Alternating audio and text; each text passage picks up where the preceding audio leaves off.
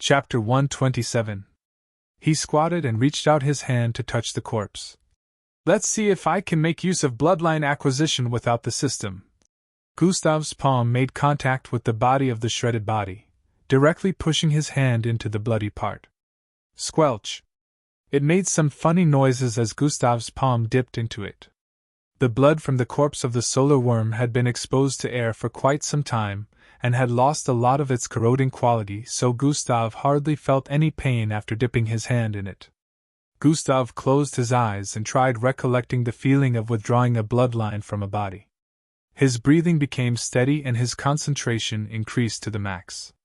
After a few seconds, he felt a weird kind of reaction and opened his eyes to stare at his arm.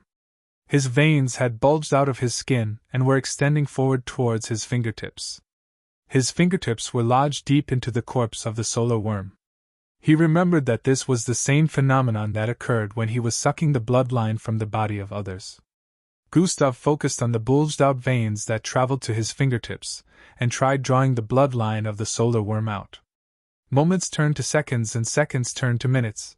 Before Gustav knew it, 10 minutes had gone by and he was still unable to draw out the bloodline of the solar worm. Gustav moved his hand to another body part, and tried again. He focused on drawing out the bloodline once again, but he was met with the same situation: failure. Gustav started moving from one corpse to another while trying to draw out their bloodline. As time passed, he had dipped his hand into the shredded corpse of more than 7 solar worms, and it was still the same result. Gustav decided to stop. Sigh. I guess without the system, bloodline acquisition is impossible. Gustav came to this conclusion after failing several times. He thought he would be able to make it work since he was able to figure out how to trigger the veins that sucked out the bloodlines from the body of others, but no matter how he tried, he couldn't draw out the bloodline of the solar worms. It felt like something was blocking him from completing the process, and he could tell that it was because of the absence of the system. Gustav wondered about what he could do to get into the cave without being noticed. Even after thinking for a long time, Gustav couldn't come up with any good ideas. The only ones he thought up needed him to change his skin color to match that of the caves when he entered. To do this, he'd have to be stark naked, but that wasn't the problem now.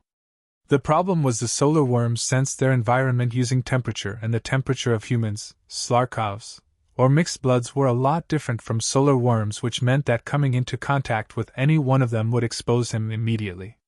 The system upgrade was still at 40%, so it would still take a few more days before it got to 100%. While Gustav was thinking about the best possible plan, he suddenly sensed movement from the southeast part of the forest. Why is there another one headed here? Gustav muttered with a surprised expression. He walked forward while thinking of how to kill the creature headed for him in the fastest way possible. Gustav suddenly paused again. Not 1. Not 2. Not 5. Gustav's face showed a wary expression as his perception spread across the place. A horde? Just as Gustav mentioned this with a shocked look, the ground started to vibrate. At first, it was a soft vibration, but as time passed, it increased in intensity. Gustav wasted no time in turning around and running as fast as his legs could carry him. He took the form of the partial blood wolf he used earlier and activated dash manually to boost his speed. Swoosh! Behind him was a horde of solar worms coming from the direction of the cave. They all had their bloodline activated, so their movement carried an intense heatwave as they traveled. Even the living things in the environment that had adapted to the heat couldn't handle this. A lot of trees in the vicinity were already getting smoked while some turned to ash.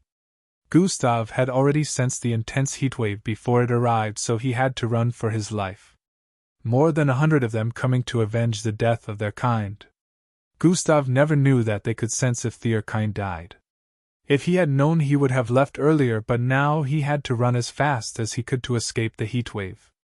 With his distance from them being a bit longer, it would take some time before they would catch up to him, but the same couldn't be said for the intense amount of heatwave they were bringing along with them. The heatwave was literally like 20 feet behind Gustav as he bolted across the place madly. If the first layer of the heatwave came into contact with him, he would turn into cooked meat. Swoosh!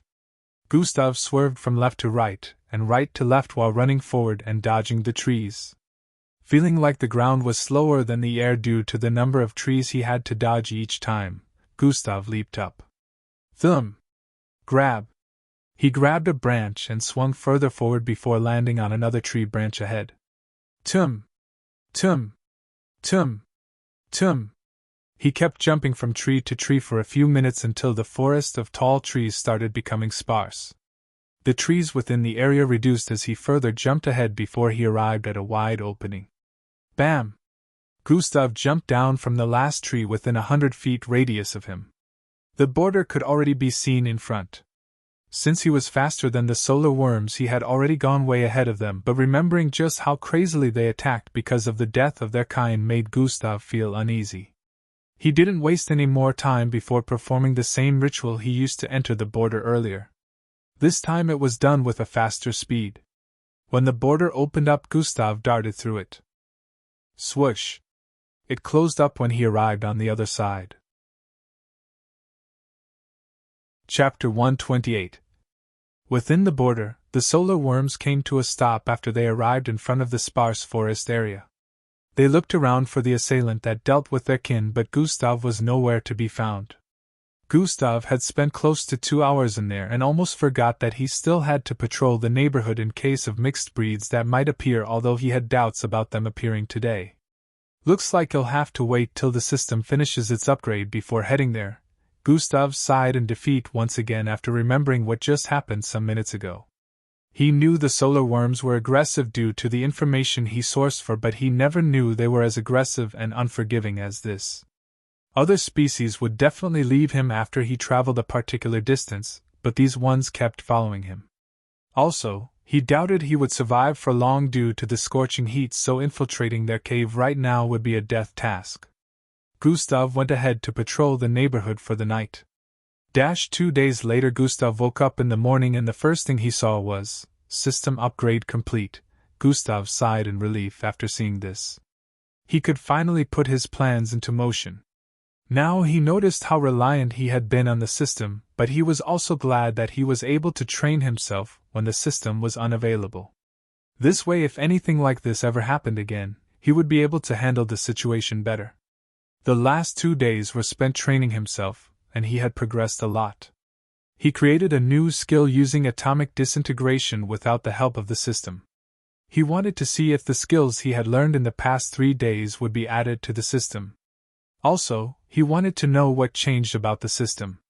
He wanted to open the system interface, but before he could, notifications started to pop up in his line of sight.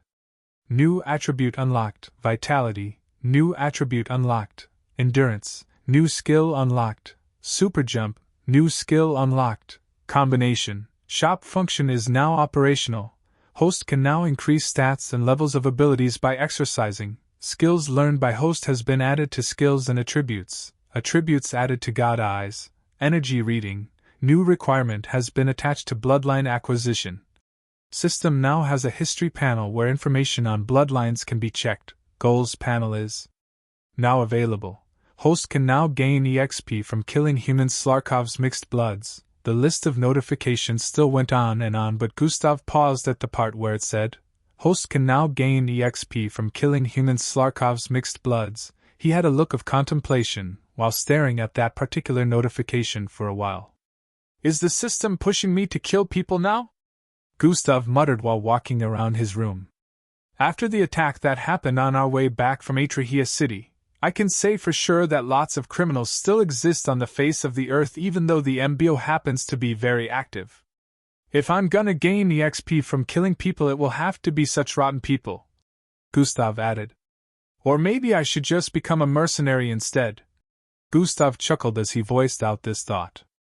I am not powerful enough to handle such criminals for the time being, so farming EXP can only come from dealing with mixed breeds for now. And maybe some idiots who will decide to choose death on their own. Gustav walked towards the bathroom as he came to this conclusion. He decided to check the system interface while taking his bath. When Gustav was done with his bath, he prepared for school and walked out of his apartment after a few minutes. School today was pretty much uneventful again except for rumors flying around about where the MBO entrance test would be holding. Originally, this information was never revealed until a few days to the MBO entrance test, but when Gustav remembered what Maltida said about big families getting access to such information earlier, he felt that there might be an iota of truth within the rumors flying around. Different locations were mentioned, so it was impossible to know which one was correct without guessing. Some said a volcanic mountain range, while others mentioned an extreme ice region located in another continent. There were still some other locations mentioned, but the majority of them believed that the first two were more likely. Gustav decided to ask Miss Amy for clarification on these rumors during their training session. "You mean none of the rumors are correct?" Gustav voiced out with a surprised expression. H&M. Miss Amy nodded slightly in affirmation. "The real information never spread like this. Those that have the original information spread these rumors to keep the truth hidden so they'd be the only ones who will benefit from it. Think about it, why would they want to share such information with the public instead of keeping it under the wraps? If they keep it under the wraps, more people get to fail because they relied on the wrong information to prepare themselves for the test. If more people fail, it means their candidates get a higher chance of passing by indirectly eliminating a bunch of mixed bloods, and no one knows just how many potential mixed bloods will fail due to this. Only about 200 slots are available for mixed bloods trying to get enlisted into the MBO camp. Decrease in competition is what they want," Miss Amy explained. Gustav had a look of understanding now after hearing that. It was just like receiving information about topics that the test of a subject would be set from and proceeding to read only those particular topics, only to reach the examination hall and see a different set of questions that are unrelated to the topics you read. I need to be careful of the information I believe. If not for Miss Amy, I would have been fooled also, Gustav said internally. Even though those test sites flying around in the rumors may be wrong, one thing I can assure you is, the site is going to be very dangerous, Miss Amy stated. Gustav's face shone a contemplative expression after hearing that. He was originally lying on the floor while Miss Amy was seated beside him, but when he heard that, he sat up. Miss Amy, can't you just tell me the location?" Gustav asked while turning to the side with a sneaky smile on his face. "You shameless little prick," Miss Amy replied with a smile while slapping the back of Gustav's head. Gustav rubbed the back of his head with a playful and pained expression on his face. "You don't need to know the location," Miss Amy said afterward. Gustav exclaimed with a look of confusion. "I'm saying you won't need to know it. If you cannot pass the test without knowing the location beforehand, that means I wasted time training you," Miss Amy stated. This made Gustav feel even more intrigued, but he decided not to push it.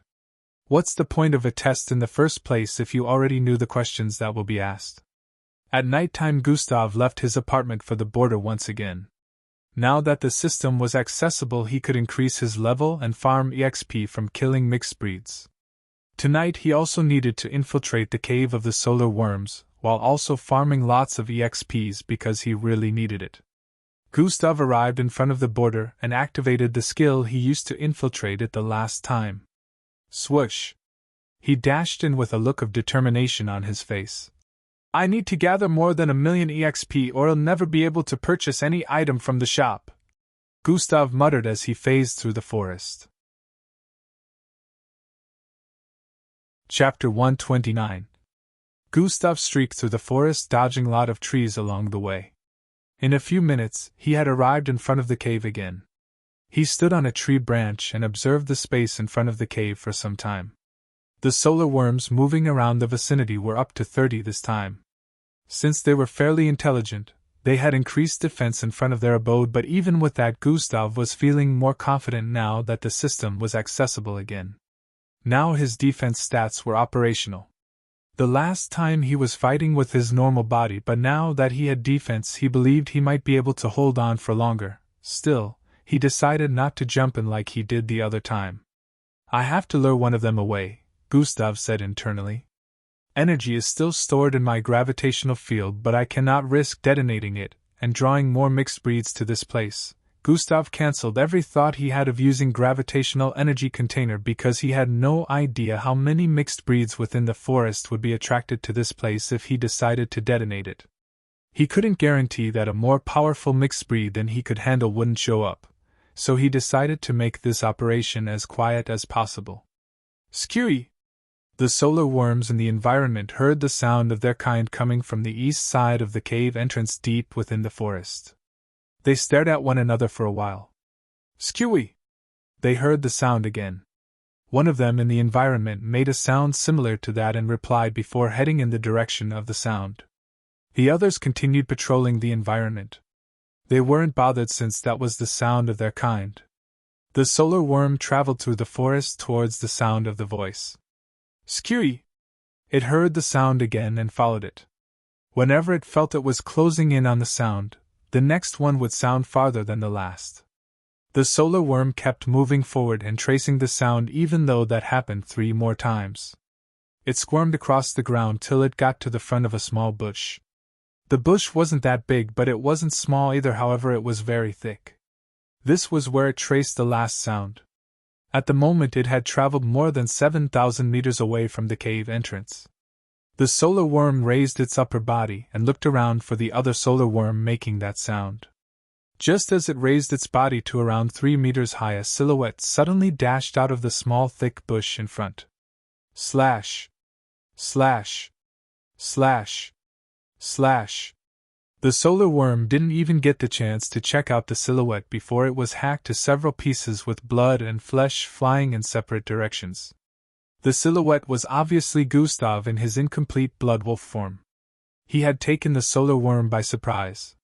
He perfectly mimicked the sound of a solar worm earlier and kept drawing it into the forest to make sure that he was able to kill it without raising an alarm. He had already calculated the amount of time it took the solar worms to aware of the death of their kind, so he knew they won't be aware any time soon, which gives him enough time to test out bloodline acquisition. You killed a level 4 solar worm, plus 8,000 EXP. Gustav squatted and placed his hand on the shredded body of the solar worm. Mixed breed corpse found. Solar worm. Host has met the requirements to absorb bloodline. Does host wish to collect this bloodline? Yes/no. Gustav stared at the notifications with a look of relief.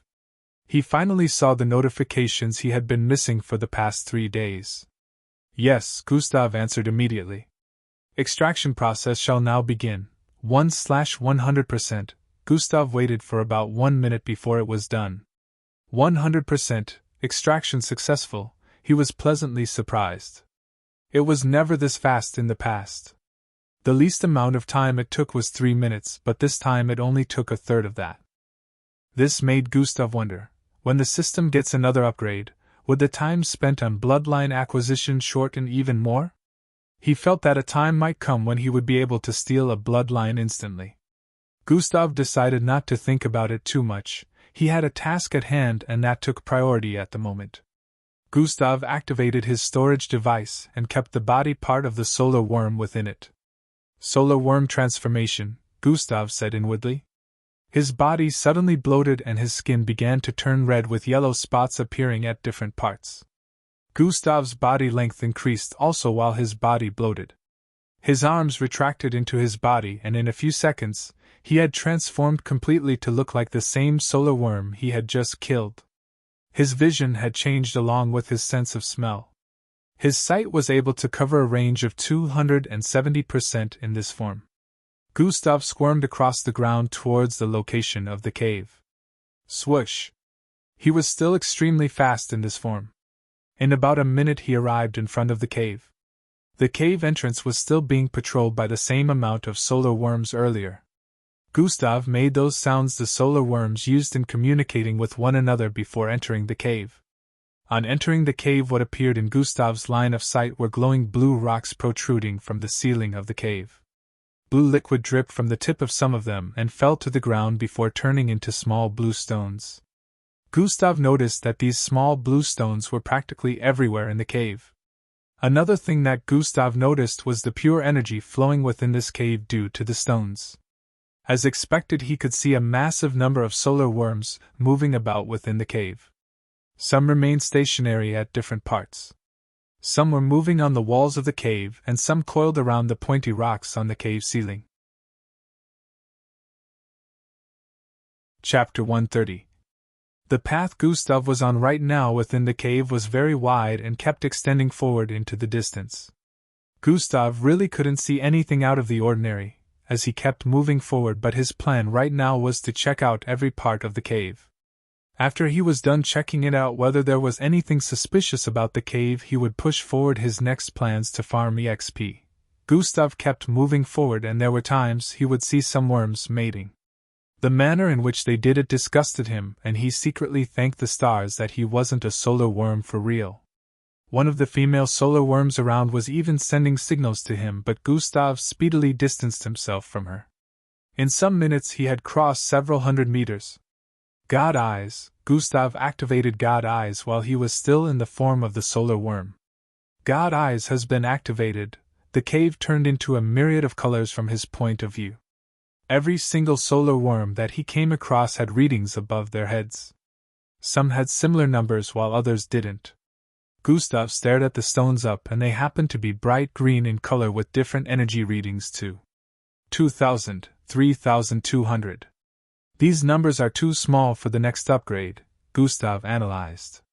During the day, he had checked out the system interface and noticed that the system now had a bar where the amount of energy needed for the next upgrade was placed. It happened to be a very massive number. More than twice of what was needed earlier. Gustav had decided to absorb the energy within these rocks even though they were a far cry from what was needed in total. Gustav was already closing in on the ending of the cave after moving through it for about 5 minutes. His sight zoomed in on the ending of the cave where 3 different large holes could be seen on the walls. These holes were more like rooms because Gustav could see several solar worms inside, and he could also sense an immense amount of energy coming from all 3 of them. Skewy! Skewy! Some of the worms outside the holes saw Gustav and shrieked at him.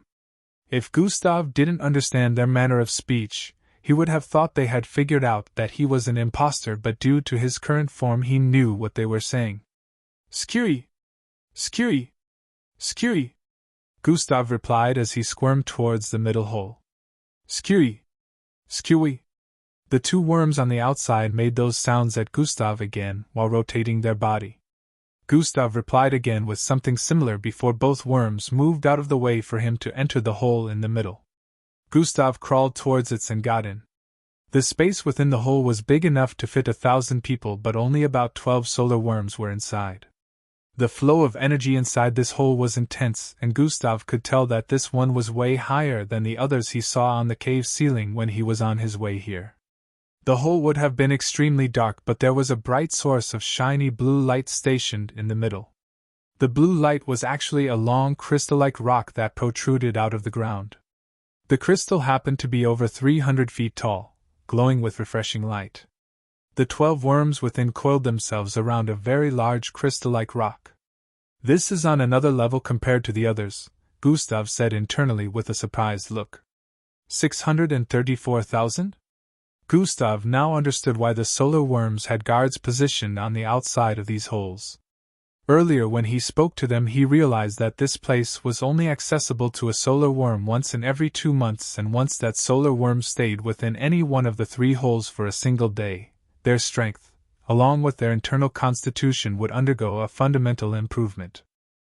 High energy crystal has been detected, name, Salader Pure Crystal. If host wishes for the system to absorb the energy within this crystal, proximity range must not be farther than 2 meters. These notifications appeared in Gustav's line of sight as he closed in on the crystal. The 12 solar worms did not notice him since they were basking in the glow of the crystal. When he got to the required range, another notification appeared in his line of sight. Does host wish to absorb energy into the system? Yes/no. Gustav stared at the notification with a contemplative look. He could also absorb this energy into his gravitational space and keep it for emergencies, but the system seemed to be compatible with it. Gravitational energy container can absorb all kinds of energy, but the system can't. I should let the system have this. Gustav came to a decision and called out within his mind, Yes, he wasn't bothered about the 12 solar worms laying around the crystal since he got to the end of the cave. It was time to farm EXP. He already decided that he was going to kill every one of them there. The crystal just happened to be an unexpected additional price. Energy from Saliter Pure Crystal will now be absorbed. Process 1/100%. A blue stream of energy as thick as a human body extended out of the crystal towards Gustav. Process 20/100%. Process 57/100%. As the system absorbed the energy, the crystal was slowly getting dimmer. Process 97/100%. Process 100%. Energy has been successfully absorbed. The crystal dimmed completely as this notification appeared in Gustav's line of sight. The entire hole darkened due to that, and the solar worms within it opened their eyes and looked around in confusion. Inside the dark hole, the only visible thing was a pair of scarlet and green eyes that glowed ominously. Immediately after the hole dimmed earlier, Gustav had taken the form of the half-blood wolf. God eyes were still activated so he could see clearly in the dark. Swoosh! He dashed forward, hiding under the cover of darkness. Before the solar worms could understand what was going on, sounds of meat being shredded reverberated across the space. Chapter 131. Skewy! Skewy! Skewy! The panicked cries of the solar worms were heard from outside, alarming the 2 solar worms at the entrance of the hole. Swee-eye! Swee-eye! The 2 solar worms at the entrance squirmed towards the hole with speed. On entering into the hole, darkness along with the sounds of flesh being ripped to shreds and the smell of heated blood greeted them. The worms didn't understand what was happening and they could only sense that there was some unknown being here, but the said being was moving too fast for them to pinpoint their location. Atomic disintegration code has been activated. -10 EP. Gustav's claws were covered in a whitish glow once again as he dashed out and hacked at the upper body part of a solar worm positioned on the left of the crystal. Slash has been activated ×3. Swai. Swai. Swai. Gustav's claws slashed out thrice, dividing it into 3 pieces. At this moment Gustav had already killed 5 of the solar worms within the hole. Even though the temperature of the hole had increased by a lot due to their numbers initially being 12, Gustav was able to endure the increase. Not only was the temperature way lower than when he had to handle the 20 at the entrance the other day, but he also had defense now, so he was hardly disturbed by the increase in temperature. Swoosh! Slash! Swoosh! Slash! Gustav dashed across the place while swinging out his arms repeatedly and ripping their bodies to shredded pieces of meat. The 2 solar worms that entered earlier started shooting out corroding silver liquids from their mouths. Thwai! Thwai! Thwai! Thwai! They couldn't really pinpoint Gustav's location, but they could sense him from time to time due to his temperature, but their attacks only hit thin air because Gustav could see them clearly and dodge, unlike them who had their visibility reduced. After a few more seconds Gustav had killed the 12 solar worms he met here when he first arrived. He darted towards the 2 worms that were standing guard on the outside earlier. Both of them already sensed that he was headed towards them. Thwai! Thwai! They shot out the steam of silver liquid towards Gustav's direction. Both attacks accurately headed for Gustav. Size manipulation has been activated. Gustav's body lessened in width, becoming about 5 inches wide, and he positioned himself right in between both attacks while dashed forward. Both attacks passed by his right and left side, missing him by a hairbreadth. -20 HP. Even though he dodged it, he still lost a little bit of HP due to the air becoming corrosive from the liquid they spat out. Swoosh! Gustav's body went back to normal after successfully dodging their attacks. He extended both his arms as he reached the middle of both solar worms. Slash! His right and left claws sliced through the sides of both worms as he kept running forward with his arms outstretched. Plurk!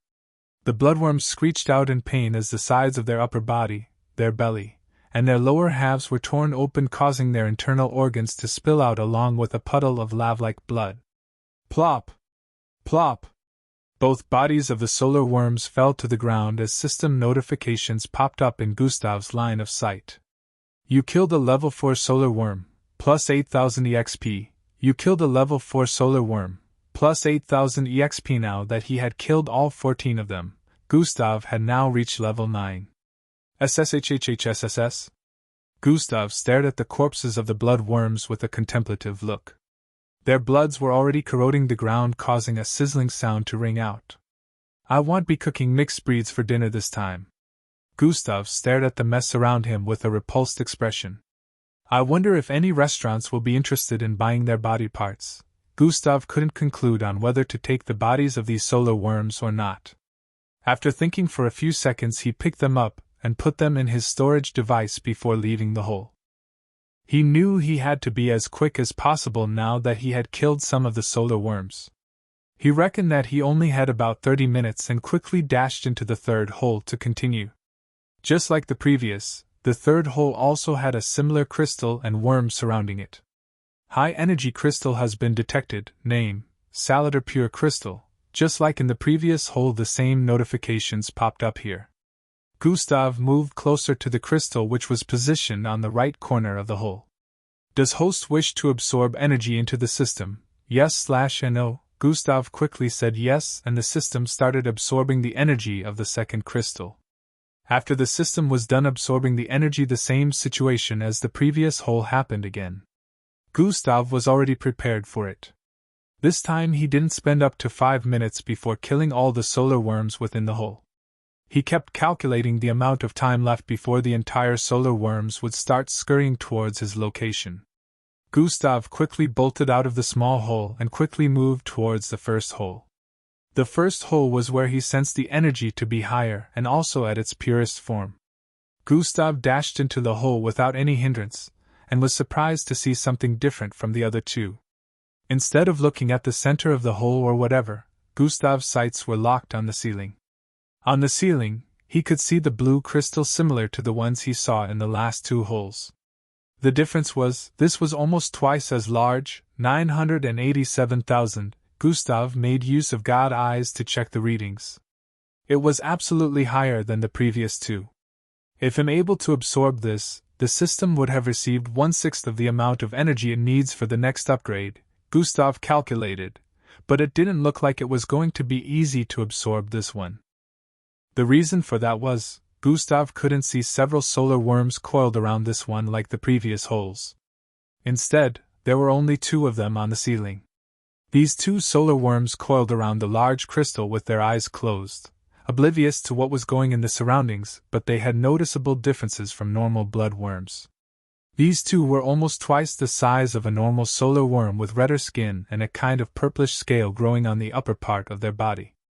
Gustav moved some steps forward while scrutinizing both worms. Even without the readings, he could tell that these 2 were not level 4 solar worms like the rest. Gustav moved forward to observe the worms more when one of them suddenly opened its eyes. Scree! Unlike the rest, this one also sounded a bit different with a more refined tone. The one with the opened eyes happened to be coiled around the lower part of the crystal, but its shriek also woke the second one. They looked down at Gustav from high up with a menacing expression. Scree! Scree! Both solar worms shrieked together before bolting towards Gustav with speed from upwards. Swoon! Swoon! Both solar worms happened to be crazily fast with almost twice the speed of a normal solar worm. Gustav already sensed that they would be formidable, so he activated Sprint instantly. Sprint has been activated, -20 EP, swoosh! Gustav dashed towards the left, dodging both solar worms. Bam! Bam! The solar worms landed on the ground and immediately chased after Gustav, who had just finished dodging. Tum! One of them leaped in the air towards Gustav while the other darted towards him with a wide-open mouth where hundreds of sharp pointy teeth could be seen. The wide-open mouth was big enough to fit in 3 humans at the same time, and would easily rip them to shreds with a single gnash, so Gustav had no plans of being caught by it. He jumped backward by 75 feet, missing the first one that leaped into the air by a few feet. The one on the ground arrived in front of him from the left, and Gustav reacted by swerving further left. Shwai! Just as the solar worm's body was passing by his front after he dodged it, Gustav lowered his arms and poured as much strength as he could into it before slashing upwards with a lot of force. Swee-hi! Slash! Gustav's sharp claws covered in whitish light traveled forward with intensity, ripping apart the air. Kryychhrr. When it made contact with the solar worm, it tore a 16 inches deep gash on its body, sending it flying several feet forward. What the? Gustav was surprised that he didn't manage to deal more damage than that since he used all of his strength in that attack earlier. Scree! The solar worm shrieked out in pain after receiving that attack from Gustav, but that attack wasn't enough to severely harm it. Immediately it landed back on the ground. It dashed out crazily towards Gustav again. Chapter 132. The solar worm shrieked out in pain after receiving that attack from Gustav, but that wasn't enough to severely harm it. Immediately it landed back on the ground. It dashed out crazily towards Gustav again. Thwai! It shot out a wider stream of silver-like liquid that covered a width of more than 75 feet. This was practically a point-blank attack. Gustav, knowing that there was nowhere to dodge, transformed his hand back to normal immediately, and straightened his palm before raising it. Chop has been activated. Atomic disintegration coat has been activated. Whitish light appeared around Gustav's palm before he swung it down with force. Swee-hi! A white arc of light similar in shape to the blade of an axe shot out of his palm as it came down, and started splitting the attack in two.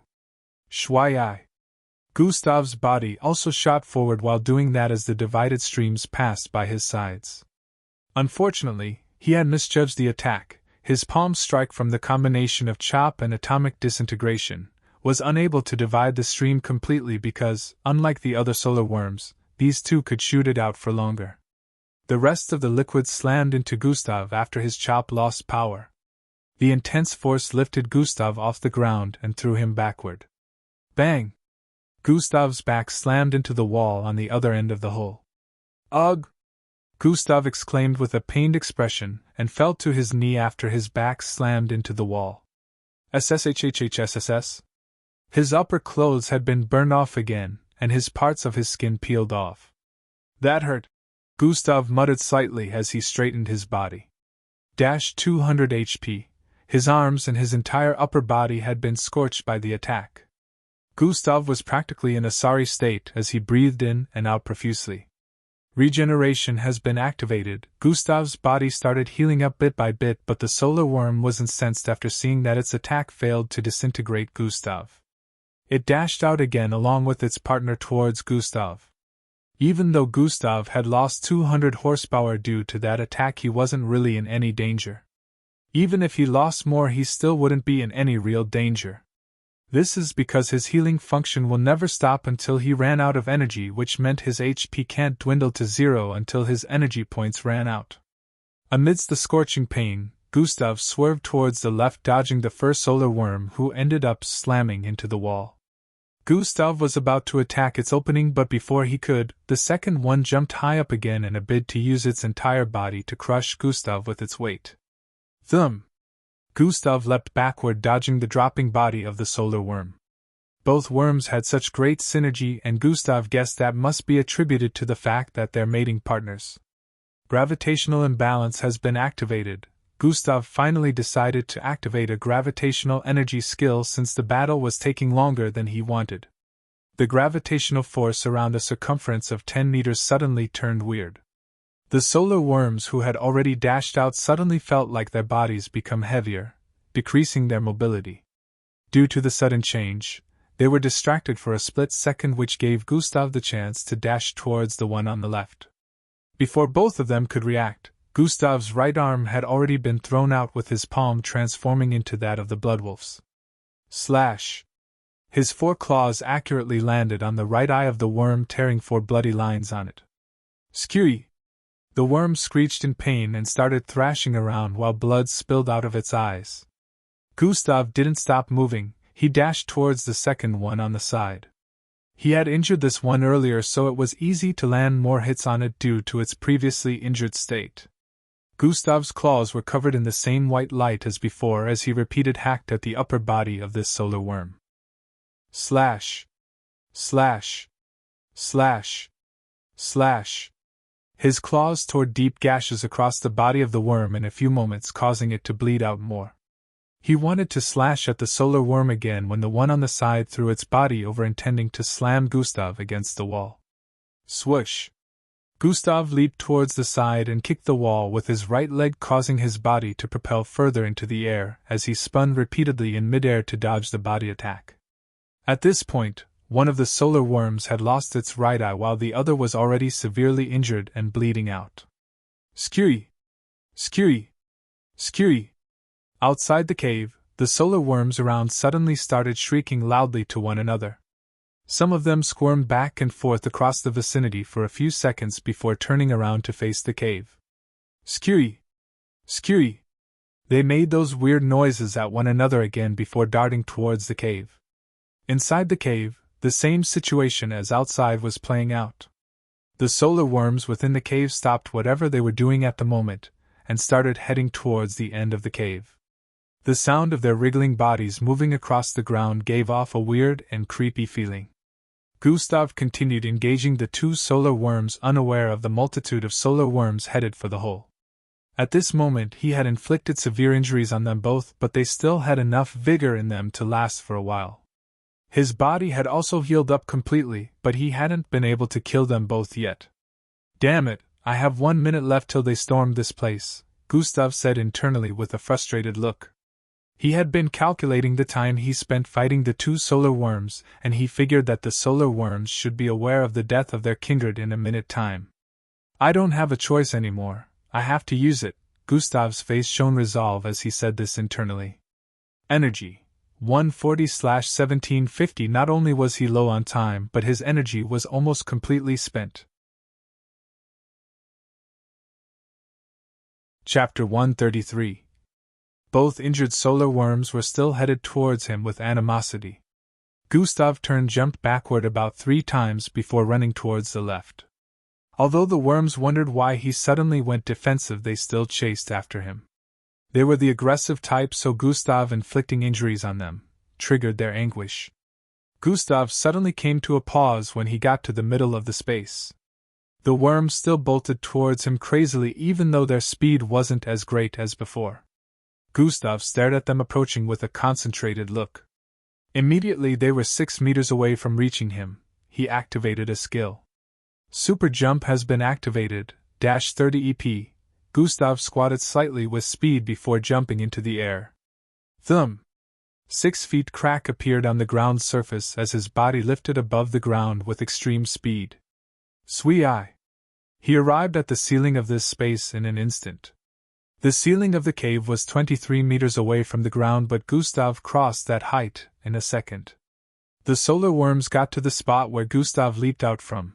At the same time he grabbed onto the huge crystal with both his palms, using it to suspend himself in midair. He gritted his teeth and called out within his mind, Energy discharge 2%. Energy discharge has been activated, -2% energy from gravitational field, to him. A red wave of energy suddenly blasted out of Gustav's body. Bang! It covered a circumference of 12 meters, causing the ceiling of the cave to shake. The solar worms looked up in awe only to notice the tip of a large pointy blue crystal headed towards them from above with intense speed. Gustav happened to be at the top and was holding on to the large crystal. Zwunnen!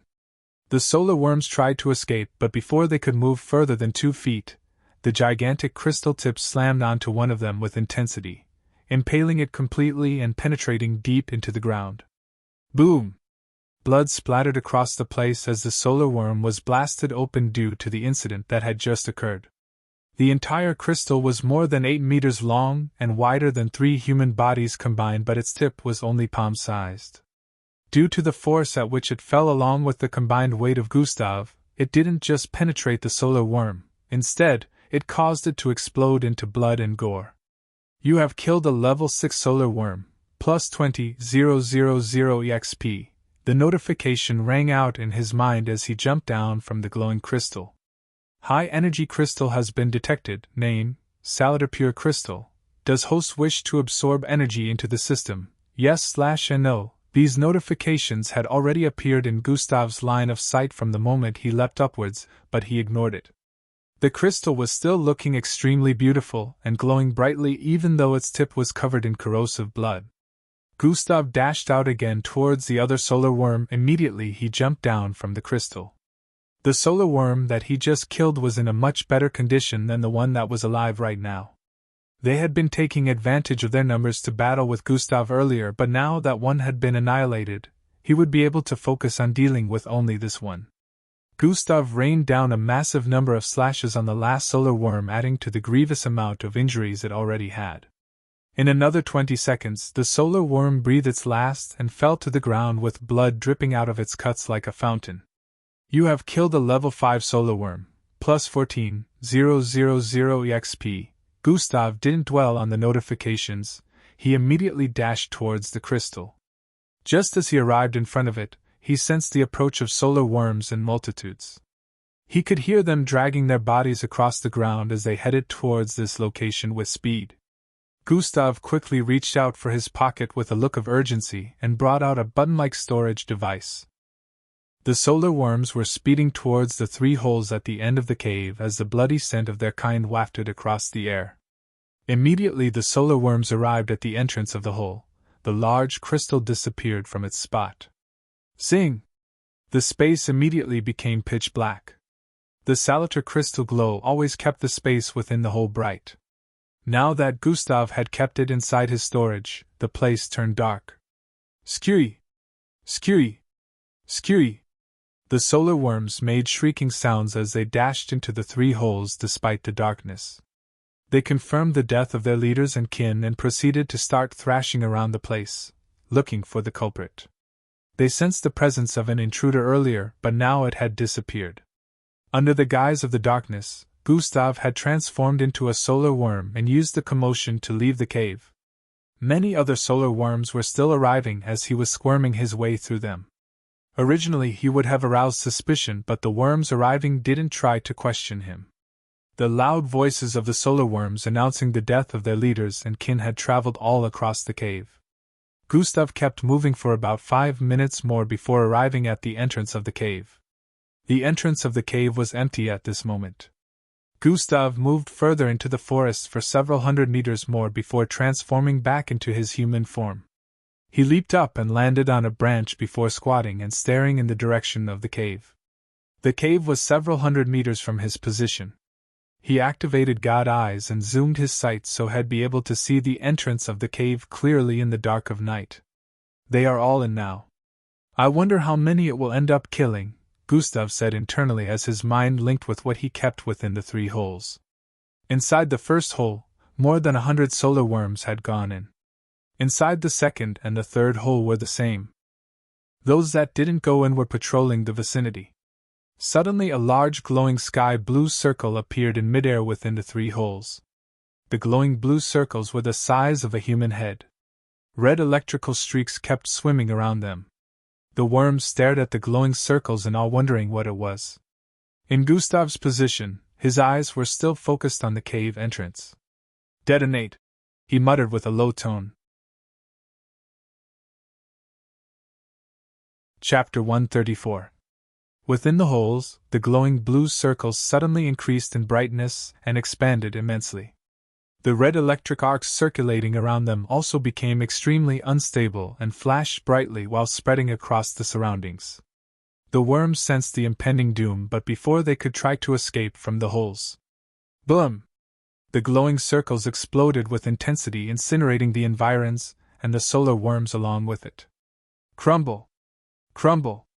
Gustav's mouth hung slightly open as he stared at the cave crumbling to fragments and dust right before his very eyes. The blasts were so powerful that he felt the force from his location. The tree he was standing on and the rest in the surroundings vibrated intensely as a cloud of dust covered the surroundings. The energy from the border is this powerful? When Gustav was leaving the holes one after the other, he planted a little bit of the energy he absorbed from the border. He placed it in a gravitational field that only he could sense. Gustav was surprised by how much devastation it caused. This further put him in a dilemma about the mixed breeds escaping from the border. You have killed a level 4 solar worm, plus 8000 EXP. You have killed a level 4 solar worm, plus 8000 EXP. You have killed a level 4 solar worm, plus 8000 EXP. Level up. You have killed a level 4 solar worm, plus 8000 EXP. The notifications kept ringing in his ear over and over, giving him a feeling of gratification. He was glad the gravitational energy bloodline worked well this time. He had been training himself on how to control and use it effectively, but he wasn't quite there yet.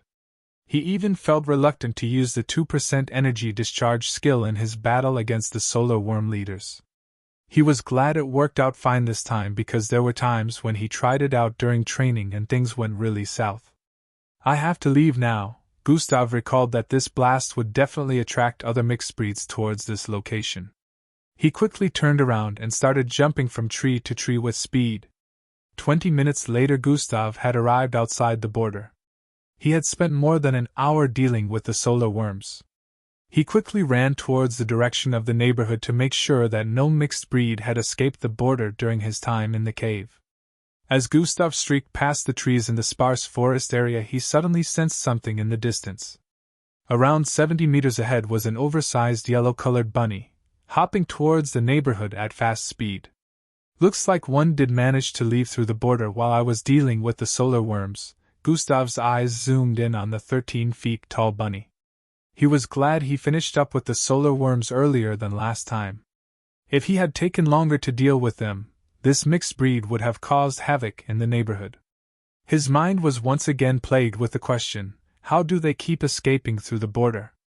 Remembering the amount of destruction the energy from the border caused, Gustav was sure that these mixed breeds were definitely getting help from somewhere. As Gustav closed in on the bunny, it also noticed him. Roar! The bunny roared with a loud voice, causing a spiraling sonic wave to shoot out of its mouth towards Gustav. Within the border at the site of the cave, scattered rock fragments could be seen in the vicinity. The air reeked of burnt flesh and a view of destruction was displayed. The former glorious-looking cave was nowhere to be found right now. Within the vicinity of the crumbled cave, the silhouette of a 7-feet-tall man in dark clothing was visible under the glow of the moonlight. Every part of his body was covered up. Black cloak, black boots, and full black mask which covered even his hair up. Even the presence he carried was a dark one that wasn't easily noticeable. He squatted in front of the crumbled cave with his index finger placed on the ground. I wonder what a mixed blood is doing within the border? The man muttered with a husky voice as a red glow coated his fingertip. Troyan! A red ripple spread from the point where his finger touched the ground to the surroundings. It kept spreading till it covered a circumference of more than 300 meters. Red glowing footsteps started appearing. These footsteps were human-shaped. They kept appearing in multiple numbers, extending deep into the forest. So it's a kid, the man muttered as he slowly stood up. But how did it get into the border? He turned around to stare at the red glowing footsteps that extended into the forest. At a particular distance, the footsteps changed from the ground to the trees. A serial rank should be unable to cause such destruction, he said while turning around to stare at the destroyed cave again. Weak but abnormal. Very abnormal. The man turned around and started heading in the direction of the footsteps. What an unexpected variant, he muttered with a frustrated tone before vanishing straight into thin air. Back in the sparse forest area, Gustav was currently engaging the bunny mixed breed. Several trees had been blasted down due to their battle, but the bunny happened to be seriously injured and bleeding from the head. Gustav was currently standing on the left shoulder area of the bunny and raining barrages of punches down on its head, causing it to bleed even more. He didn't pity the bunny in any way and kept pounding its head with punches. Unlike normal bunnies, this particular one was far from being cute. Its ears were like pointy black horns. Its eyes glowed an ominously dark color, and it had multiple fangs that were more than 6 inches long. Its muscular and tall body was enough to chase anyone away in fright. Apart from all these, whenever the bunny roared, the surroundings would be destroyed due to the sonic waves its voice generated. Chapter 135. Gustav was starting to wonder how the earthlings of the past called bunnies innocent and cute because he couldn't find an ounce of cuteness or innocence in the mixed breed he was currently engaging. Bam! Bam! Bam! Bam! Gustav's fist slammed onto the side of its face repeatedly while the bunny kept thrashing around in pain. It raised its hand and tried grabbing Gustav for the umpteenth time. Gustav leaped and landed on the other shoulder, which enabled him to dodge the swinging arm of the bunny. The bunny ended up slapping itself once again as Gustav started raining another set of punches on the other side of its face. Bam! Bam! Bam! This is amazing. After leveling up to this point, my normal strength is now able to deal with level 3 mixed breeds easily, Gustav said internally as he threw his fist back and forth repeatedly. He could sense his strength really improved after leveling up severely earlier. From the information he had gathered about mixed breeds, he knew that this bunny had the strength of a level 3 mixed breed. Originally it would take 2 Step 3 Zulu rank mixed bloods or 1 Step 4 Zulu rank to defeat a mixed breed on this level, but now Gustav could do it easily and he wasn't even at Step 2 yet. Roar! The bunny roared in pain again, causing sonic waves to shoot out of its mouth. Bang! Bang! 2 small trees were blasted to smithereens. It originally tried to aim at Gustav, but it was impossible to hit Gustav at that angle. After a few more minutes, the bunny fell to the ground and succumbed to death. Its black eyes turned gray as brown blood flowed out of its head. 2 fist-sized holes could be seen on both sides of its head. You have killed a level 3 demonic sonic bunny, plus 4000 EXP. Plop! Gustav landed on both feet after finishing off the bunny. Should I take its bloodline? It doesn't seem very useful, Gustav wondered. The bunny wasn't very strong physically, but its sonic roar was pretty powerful. It never hit Gustav since he was able to dodge every of its attack, but he could tell that he'd take quite the damage if one of its sonic attacks had made contact with him. My storage device is nearly filled up, you'll need to get another one after storing this. Gustav picked up a blue button from his pocket and tapped on it twice. The corpse of the bunny disappeared with a flash of blue light after he performed that action. I'll decide later, Gustav said internally and started patrolling the environment.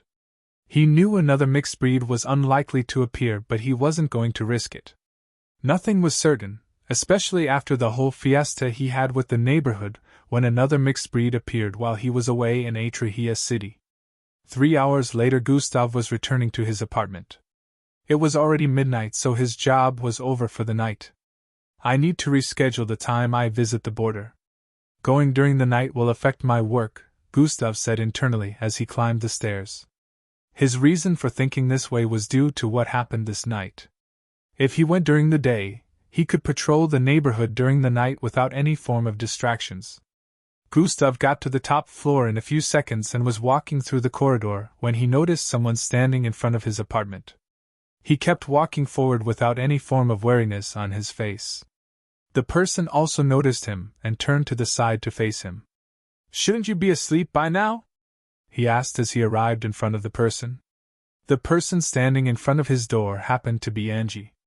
She was in red shorts and a blue singlet.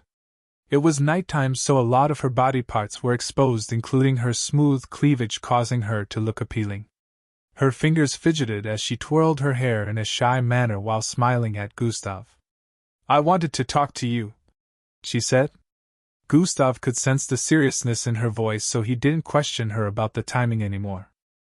Both of them sat in front of Gustav's door and leaned their back on his door. "He didn't invite me in," Angie said internally with a look of disappointment. She had expected that Gustav would tell her to come in so they could talk, but instead, he proceeded to sit in front of his apartment, and she had to join him. What she didn't know was Gustav was thinking about the current time. It was the middle of the night, so Gustav felt it would be inappropriate to invite her in at this time. "So what was it you wanted to talk about?"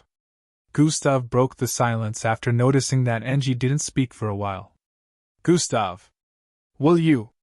Angie turned to face him and grabbed his right hand. "Will you? If I change, will you remain my companion even within the MBO camp?" she asked with a pleading look. "Change?"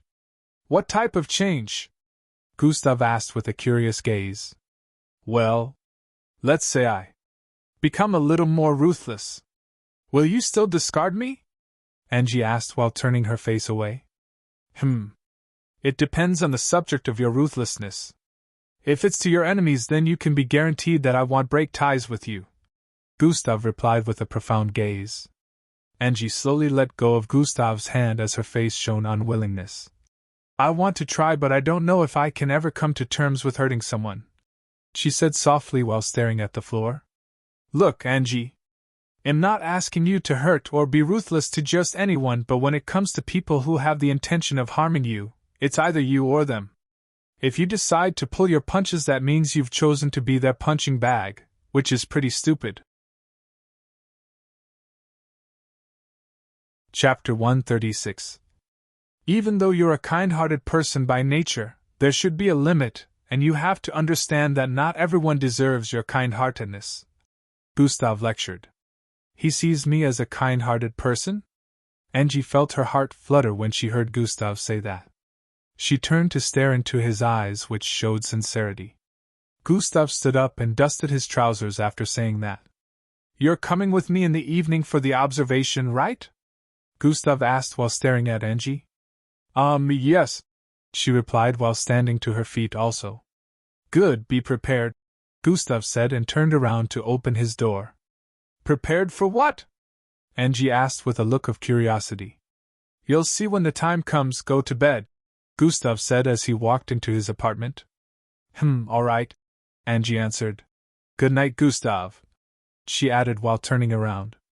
Good night, Angie, Gustav replied to her as his apartment door closed up. Gustav got in and immediately went to shower. Tonight had been a very long one for him.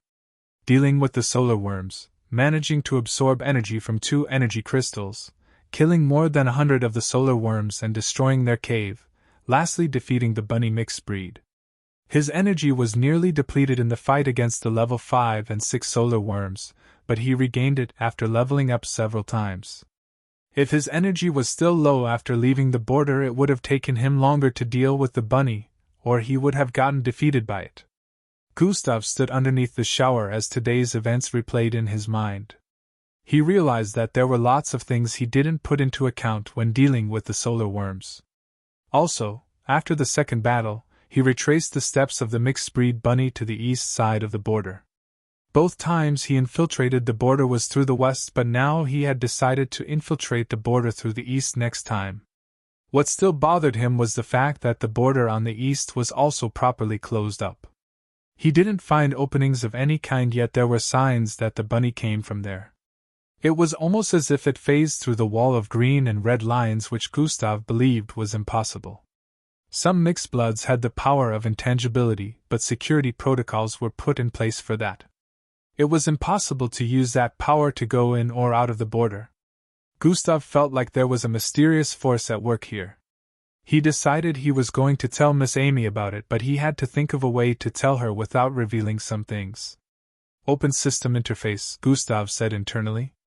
Host attributes, skills and abilities, bloodlines, quests, shop, goals, bloodline information, host attributes, name, Gustav level, 12 class, EXP, 580, 800/650, 000 HP, 5400/5400 energy, 1700/1750, attributes, strength, 50 perception, 49 mental fortitude, 49 agility, 49 speed, 62 bravery, 49 intelligence, 49 charm, 49 defense, 49 vitality, 9 endurance, 9 attributes points, 40. Gustav stared at his stats with a look of gratification. Although he only moved up by 3 levels this night, this was the fastest he had ever leveled up in almost 5 months. When his strength stats got to 50, he felt a substantial increase in strength, as if 10 points were suddenly added, but only 1 point was added in reality. He clenched his fist with force. I never knew that a day would come where my strength would reach such a level. Gustav recalled how pathetic he was about 5 months ago. This system has really turned my fate around, but where does it originate from? The origin of the system was a mystery that Gustav wanted to solve in the future when he became powerful enough. He had tried initiating a conversation with the system severally, but it still ignored him. Remembering what happened on the mountain with the star slamming into the cliff area, Gustav couldn't help but think that the system had alien origins, but there was no way to confirm that right now. Add 10 points to vitality and endurance. 10 points have been added to vitality. 10 points have been added to endurance. After adding points to both of the new stats, Gustav closed the system interface and opened the shop. Shop credits: 100 bloodline items, bloodline recipes, bloodlines, skills, abilities, training manuals. Gustav stared at the tabs that were displayed in the shop. He had checked everything here during the day, so he already understood what each tab on was for. Bloodline items was where the system recommended items that would assist him in using his bloodline properly. It was like a guide. Bloodline recipes was where he could buy manuals that included different recipes and concoctions needed to improve his bloodline or the bloodline of others. Thousands of them had different purposes. The bloodline tab happened to be where he could buy different types of bloodlines and have the system input it in him. Skills and abilities, just as their names implied, were where he could buy different skills and abilities. Training manuals was where he could buy different manuals that helped in training himself, and this was currently the only tab that had items that he could afford currently. The other tabs had crazy prices that Gustav couldn't afford right now. He knew it would take him some time before he could gather enough credit to purchase things from other tabs. I got 100 credits from amassing 1 million EXP this night. It's pretty small, but it's enough to get something for training, Gustav said internally and proceeded to call for training manuals to open up. Shop, training manuals, breathing control, 300C, boxing techniques, 50C, battle movement martial techniques, 250C, force control, 500C, underwater battle technique, 1000C, energy control, 100C, 6 paths, 2000C, hundreds of them still extended further down. Some of the items here were very expensive while some were very cheap, but Gustav already set his sights on a particular one since when he first checked. He couldn't buy it then, but now he had enough credits to make a purchase. Purchase energy control, Gustav muttered with an excited tone. Energy control has been purchased, -100C. A bright golden glow suddenly appeared in the middle of Gustav's forehead. He suddenly felt a massive amount of information flowing into his mind. The contents of this information were about energy control. Images, texts, and different scenarios flowed into his mind in waves, all divided into several categories. After a minute had gone by, these pieces of information had been completed, downloaded into his mind. Wow! Gustav exclaimed with an astonished expression. He didn't expect the information to be directly uploaded into his mind. When the process was happening, he kept wondering, what if I forget it? The information was pretty bulky, so he thought he might forget a bunch of them before he managed to finish learning all, but now that the process was over, he didn't have those thoughts anymore. The information was directly installed into his mind in such a way that he only needed one thought to picture everything. He was sure that he wouldn't be able to forget it even if he tried to. Chapter 137. These pieces of information are pretty detailed. I can tell there will be an improvement in my control of gravitational energy when I start learning this, Gustav muttered with a look of anticipation. He closed the training manual tab and opened that of Bloodline. Shop, Bloodlines, Aqua Adaptation Grade C, 30000C, adapt to Aqua Life and use Aqua-related abilities, Mutated Lizard Transmutation Grade B, 20000C, release venomous gas while in the form of a mighty lizard, Wind Body Grade B, 25000C, to become and manipulate the wind, Rock Manipulation Grade D, 5000C. Manipulate any form of rock, Ephelis Grade A, 50000C. Take on the alien form Ephelis and use their abilities, Fiery Constitution Grade C, 33000C, having the internal structure of fire, ability to manipulate and resist fire, Radioactive Distribution Grade A, 45000C, manipulation of radiation, Gustav could see hundreds of bloodlines with different prices along with their information being displayed. Some were very expensive while some weren't as expensive as the others. Regardless, Gustav couldn't even afford the bloodline with the lowest price. Still don't understand the weird prices. Gustav had a confused look as his sight kept scrolling down. He was wondering why some C-grade bloodlines were expensive than some B-grade. He had a vague idea in his mind about what the reason might be, but the only way to confirm it was by purchasing the bloodline, which he couldn't right now. According to the system, I could still get credits by trading EXP, but that means my level will be reduced. It took me so long to level up to this point, so that isn't an option right now, he muttered with a look of contemplation. When Gustav first checked out the shop, a notification was displayed about how the shop works. From there he found out about how credits are attained. That was also how he discovered that 1 million EXP would get him 100 credits. He also discovered that he could trade EXP for credits. If he wanted to get 100 credits at the moment, 1 million EXP would be deducted, but if that happened, his current level would reduce.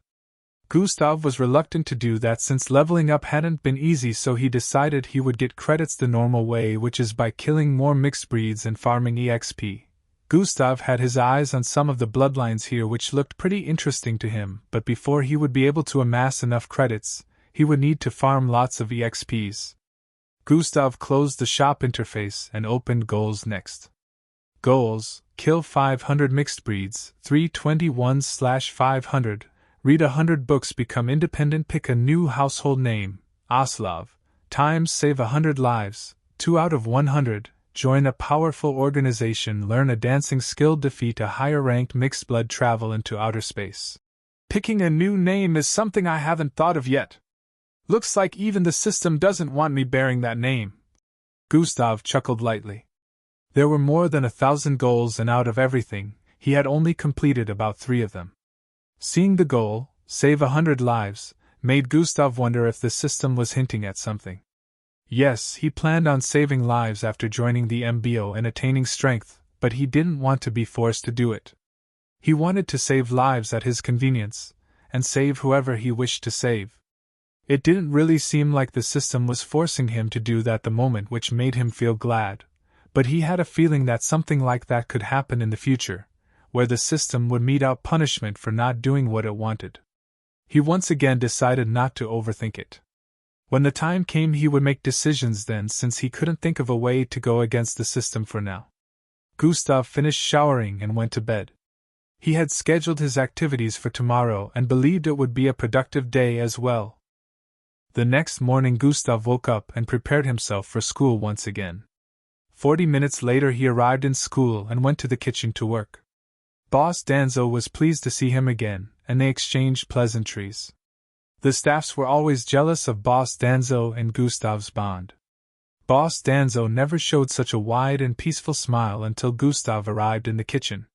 Both of them stood in front of a large cooking equipment as they discussed. "Let's make a special dish today," Boss Danzo said with a smile. What do you have in mind?" Gustav asked. "The Tradashi dish," Boss Danzo replied. "Oh, what's the occasion?" Gustav asked with a surprised look. "Well, nothing much, just that my granddaughter, whose picture you've been masturbating to, happens to be a year older today," Boss Danzo said while chuckling. "Ha ha ha, Boss Danzo sure knows how to mess around." Gustav couldn't hold back his laughter after hearing that, even though he was surprised. Boss Danzo has a granddaughter for real? He had only been joking about using Boss Danzo's granddaughter picture to masturbate. He never knew that Boss Danzo truly had a granddaughter. Boss Danzo only looked like a middle-aged man, so Gustav still couldn't wrap his head around why a man who looked no older than 45 would have a grandkid. "Boss Danzo, is she maybe a year old?" Gustav asked with a curious gaze. "Pa!" Boss Danzo slapped Gustav lightly at the back of his head upon hearing that. "Ouch!" Gustav rubbed the back of his head while shutting his left eye. "If she was a year old, wouldn't that make you a pedophile?" Boss Danzo asked while squeezing his face. "Haha, I guess that's true." Gustav laughed wryly while speaking. "How old is she then?" he added.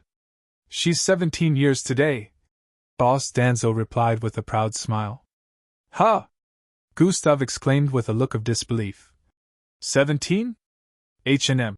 Boss Danzo nodded slightly in affirmation. I have told her a lot about you and she wishes to meet you in person. Boss Danzo added. A lot? Gustav's right eyebrow was raised slightly as he heard that. How much did you tell her?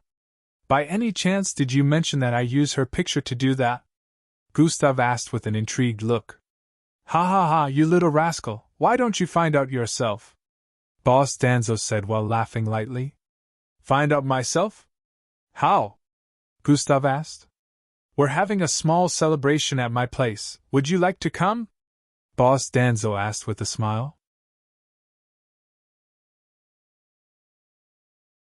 Chapter 138. A Celebration. That's... Gustav's eyes slightly widened in surprise. Yes, like a small party between family and close friends. Would you like to come? Boss Danzo asked again. Gustav was short of words again. This was the first time he was being invited to a party.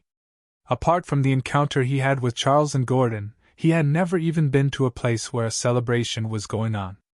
I just need to make sure I get back before night time, Gustav said internally before replying Boss Danzo. Yes, Gustav answered with a smile. Good, Mara will be happy. Boss Danzo tapped Gustav's shoulder while speaking with a wide smile on his face. Now let's cook, Boss Danzo added before beckoning to one of the workers in the vicinity. Gustav nodded in reply while staring at the staff walking towards them. It was a dark-skinned man in chef uniform and hat. Hey Gustav, the dark-skinned chef greeted. Gustav nodded at him in reply. Get the ingredients for the Tradashi dish. Boss Danzo instructed the chef when he arrived in front of them. All right, boss. The man replied and turned around. Gustav remembered that this guy happened to be a new worker here after an old worker resigned recently. Boss Danzo, how is the new guy doing? Gustav asked with a curious glance. Better than you were at the beginning. Boss Danzo replied while bursting into laughter afterward. Gustav also laughed along with him, but all of a sudden his face froze up as he turned around. Boss Danzo noticed the strange look on Gustav's face. What's boss? Before both of them could complete their sentences, a loud blast resounded within the kitchen. Boom! The entire kitchen erupted in mighty flames, causing a cloud of black smoke to spread across the environment. From outside the building, it could be seen that the kitchen had been set in a blaze, and surprisingly the fire safety didn't go off. Normally when the temperature of flames goes beyond a particular degree, the AI installed would activate the fire safety. A large amount of fire-suppressing liquid will be sprayed within the building which would quench the fire in a matter of seconds, but this time nothing of that sort happened. Beep! Beep! Beep! Beep! Only the alarms went off. Within the kitchen, the visibility had been reduced due to the intensity of the smoke from the fire. Pieces of equipment had been blasted to different corners of the room, and part of the ceiling had fallen to the floor. On the east side, a silhouette could be seen holding onto another. A large part of the wall was currently tilting towards the side and resting on the back of one of the silhouettes who happened to be protecting the other. The wall was ablaze, and so was the back of the person who it was currently leaning on. Boss Danzo, are you okay? Gustav's voice was heard within the smoke and fire. It turned out the large broken part of the wall was actually on Gustav's back, and Boss Danzo happened to be on the floor beneath him. I'm okay, Boss Danzo replied slowly. He was shocked to see that Gustav was fast enough to push him to the ground while turning around to block him from the incoming blast with his body, and also supporting the weight of the wall while it was set ablaze. How did he do that? Boss Danzo asked himself internally, but when he looked around him he decided to throw that question to the back of his mind. He stood up while coughing and looked around with a dreadful expression. Gustav slowly pushed back the wall with his back until it straightened up and turned around. Boss Danzo could see everywhere in flames and smoke. He couldn't describe how he was feeling at the moment, but it wasn't in any way good. Is anyone alive? Boss Danzo shouted out with a panicked expression. Gustav turned around to face the wall, and arched his arm back before throwing it out. Bang! The wall was blasted into smithereens, creating an opening to the outside. This part of the kitchen happened to be 1 story up, so the wind was blowing into the wide hole crazily. The blast that happened earlier was strong enough to destroy parts of the wall, but it wasn't strong enough to cause the floor to collapse. The floor was still in good condition in the meantime, but it obviously wouldn't be like that for long since the fire was still spreading. "Hey, is anyone still Ollie? V?" Boss Danzo started moving forward as he shouted out with his voice turning hoarse. "Emergency quest, save 10 people from the fire." A notification suddenly popped up in Gustav's line of sight. In this situation, the system didn't even need to ask him because there was no way he wouldn't try saving the chefs. Gustav turned around and quickly grabbed onto Boss Danzo's arm. "Boss Danzo, it's dangerous for you," Gustav said while pulling him back. "No. Some of them must be alive. I need to help them," Boss Danzo shouted out while being drawn back. "You'll die." Gustav lifted Boss Danzo and placed him on his shoulder before turning around with speed and jumping out of the opening. Vroom! Their bodies traveled across the air, dropping with speed. Boss Danzo had an unwilling look as he stared at the blazing kitchen getting farther and farther away from him. "Tum!" Gustav landed on the ground and dropped Boss Danzo. "Boss Danzo, you can inform the fire company or any one of the teachers present at the moment. I'm going back in to get the others," Gustav voiced out with speed before turning around and leaping towards the opening. "Tum!" Boss Danzo wasn't able to reply. Gustav leaped back in. He could only watch as Gustav's body flew up into the air and entered the hole they had just come out from. Boss Danzo looked around and noticed that the fire was slowly spreading towards the lower floor. "How did this happen?" Boss Danzo ran towards the lower floor, was voicing out subconsciously. Several chefs could be seen running out of the building, but they were coming from the lower floor, not the one above that was currently ablaze. "Are you okay?" Boss Danzo asked one of them when he got to their front. "The others? Xiaomi is up there." The worker happened to be coughing along with the others that were also coming out. "Ca. the fire depart. Meant," one of them voiced out. The problem now was, it was still early in the morning, around 6 am, so hardly any teacher had arrived yet.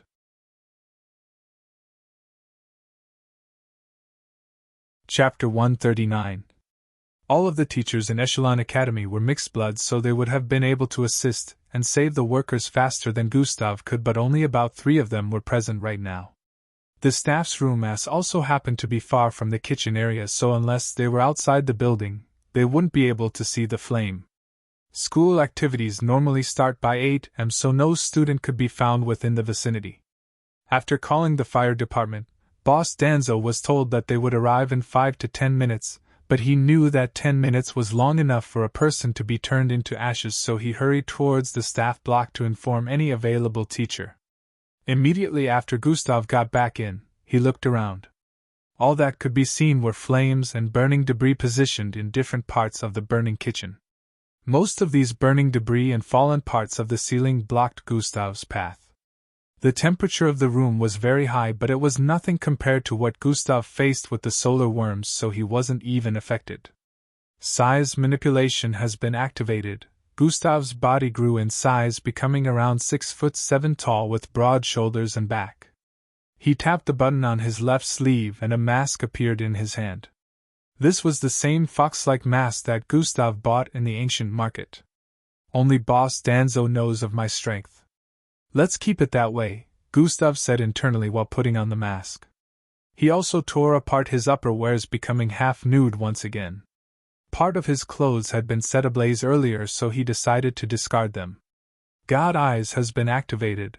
The 2 openings on the upper right and left sides of the mask suddenly lit up with scarlet and green color, making Gustav look quite menacing. The view of the room from Gustav's sight turned into different colors. The fire became white and was unable to block his vision anymore. The other inanimate things in the environment turned blue and white also, and now Gustav could see red-colored silhouettes ahead, holed up in different parts of the room. Some had passed out from the fire but were still alive, while in other areas, burning parts of the ceilings had collapsed on some of the workers. Sprint has been activated. Gustav activated sprint without a moment of delay and dashed out. Swoosh! His intense speed even caused the flames to part ways. Bam! Bam! Bam! Bam! Bam! His body smashed into several pieces of rods that fell from the ceiling as he raced forward. He didn't even react to the rods colliding with his body. Some of the rods were thrown towards the side when contact was made, while others broke into two halves. Gustav arrived at a particular part of the kitchen and came to a halt. He only dashed out for a second, but he had already covered more than 300 feet. In front of him was a cluster of debris packed together. They had fallen and stacked upon one another till they reached the height of 1 meter. Gustav bent and dipped both hands underneath the debris before lifting it with force. Crumble! Crumble! Some blazing parts of it fell to the floor. Gustav turned around and dropped the entire thing like it weighed nothing. He turned back around and an unconscious lady could be seen lying on the ground with a partly burned chef outfit. 2 slightly bent rods in a diagonal position were few inches above her body, with their tips lodged into the wall. These rods were what prevented the debris from squashing her. Had the debris continued to stack up, the rods would have been unable to hold on and end up collapsing. Gustav squatted and grabbed onto her body before lifting her and turning around. Whoosh! His body blurred as he dashed across the sea of fire and leapt out of the hole on the other side of the kitchen. Tum! Gustav landed on the ground where some chefs had already gathered and dropped the lady before turning around and leaping upwards again.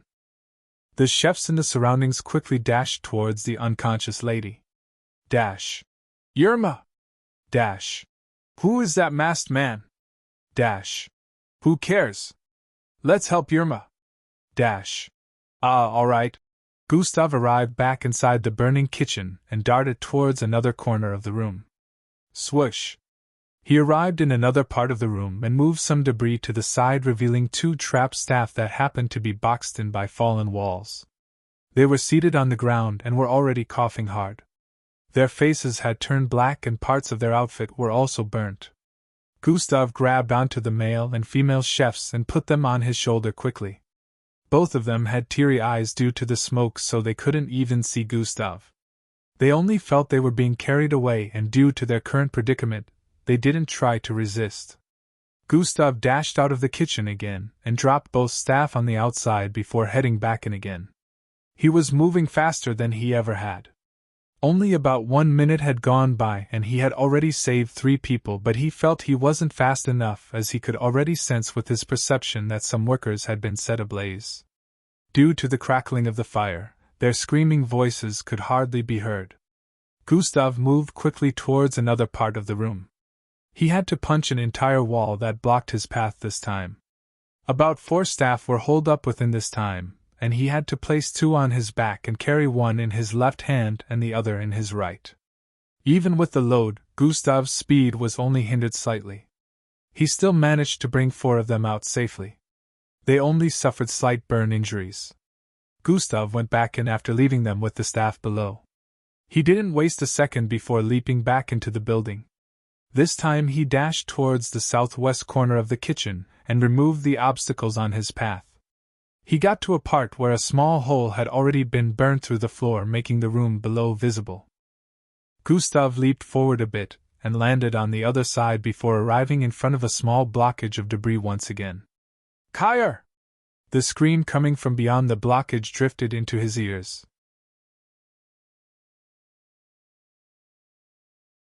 Chapter 140. Kyer! The scream coming from beyond the blockage drifted into his ears. Gustav stared forward with his eyes squinted. He already sensed this, but seeing it with his 2 eyes still gave him some kind of chill. In front of him was a person who had been set completely ablaze. From the sound of the screams, it was obviously a male. He kept thrashing around in pain and hitting the walls surrounding him, which was also on fire. Gustav quickly reached out to him and grabbed his shoulders before lifting him. I need to go faster. It's time I made use of this skill, Gustav said internally as he turned around with speed. Combination has been activated, dash plus sprint has been activated, dash 500 EP, tush. Gustav only moved once and arrived outside the hole in an instant. The movement of his body created afterimages due to the intense boost in speed, causing the flames within the room to create a path. Bang! Gustav landed on the outside and a cloud of dust was formed. He slowly dropped the person from his shoulder whose clothes had been completely burnt off with visible darkened skin and blisters on several parts. Due to his intense speed earlier, the fire on the body of this victim had been put out, but he was still screaming in pain as the wind entered his wounds, causing them to sting even more. Combination has been deactivated. Gustav's speed went back to normal after this, but he had already used more than 500 energy points due to this skill. He knew that a lot of energy points would be spent when he saw the information of this skill for the first time, which was why he never used it until now. This was because he didn't have any other means of putting out the flames on the body of this worker, so he had to make use of combination. His intense boost in speed had been the key factor in putting out the flames. Gustav had a weird look on his face while staring at the man who had been burned half to death. Although he had carried the man earlier, he didn't even feel pain from the flames because of his body defense, but that didn't mean he was unaware of the high temperature. Although it unlikely that normal flames would affect him from now on, he could still imagine how the victim felt due to his first encounter with the solar worms. While still on the mask, Gustav squatted and placed a healing medicine in the mouth of the man. After doing that, he turned back around to face the building before leaping back in. Gustav started moving from place to place, bringing out the workers that he could find, and in the next 3 minutes he had brought out every person he could find within the building. Gustav leaped down once again. He could already sense the approach of vehicles and silhouettes coming from ahead. Swoosh! Gustav turned east and dashed off into the distance. Chatter! Chatter! Chatter! Dash!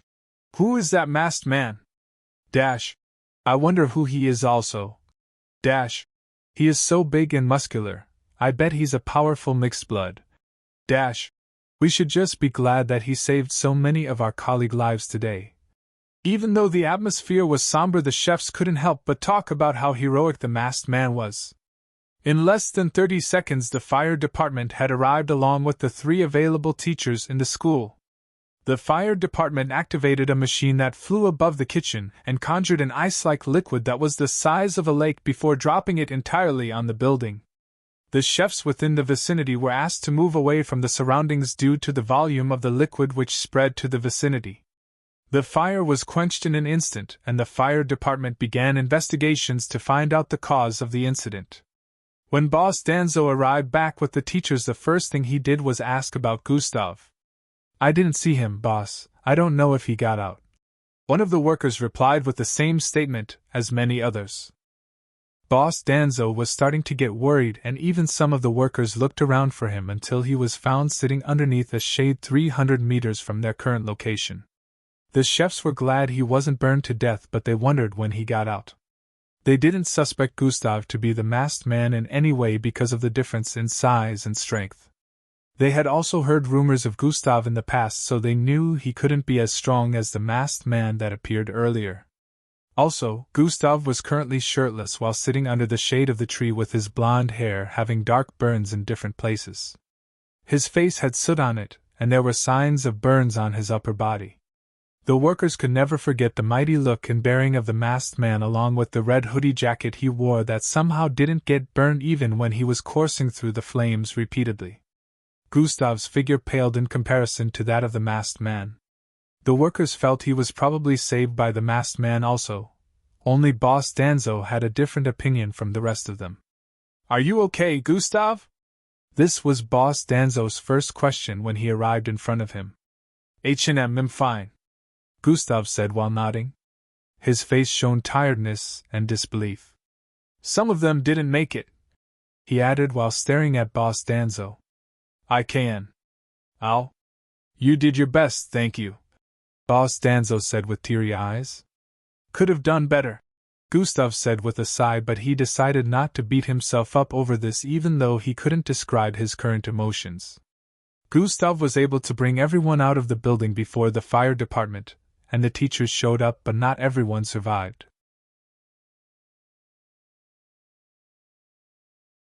Chapter 141. The fire didn't start slowly like most fires usually did, it exploded and spread across the vicinity in an instant. But even with this, the explosion occurred from a particular point in the kitchen before spreading outwards, and this particular point was where the force would be the highest. When Gustav got to that place, in particular, he met about 3 people with missing body parts who had received the full force of the explosion. One of the 3 people wasn't dead yet because they happened to be a mixed blood, but the other 2 died instantly. Gustav still brought their body out regardless. Apart from this, the last 2 he found had been burnt beyond recognition.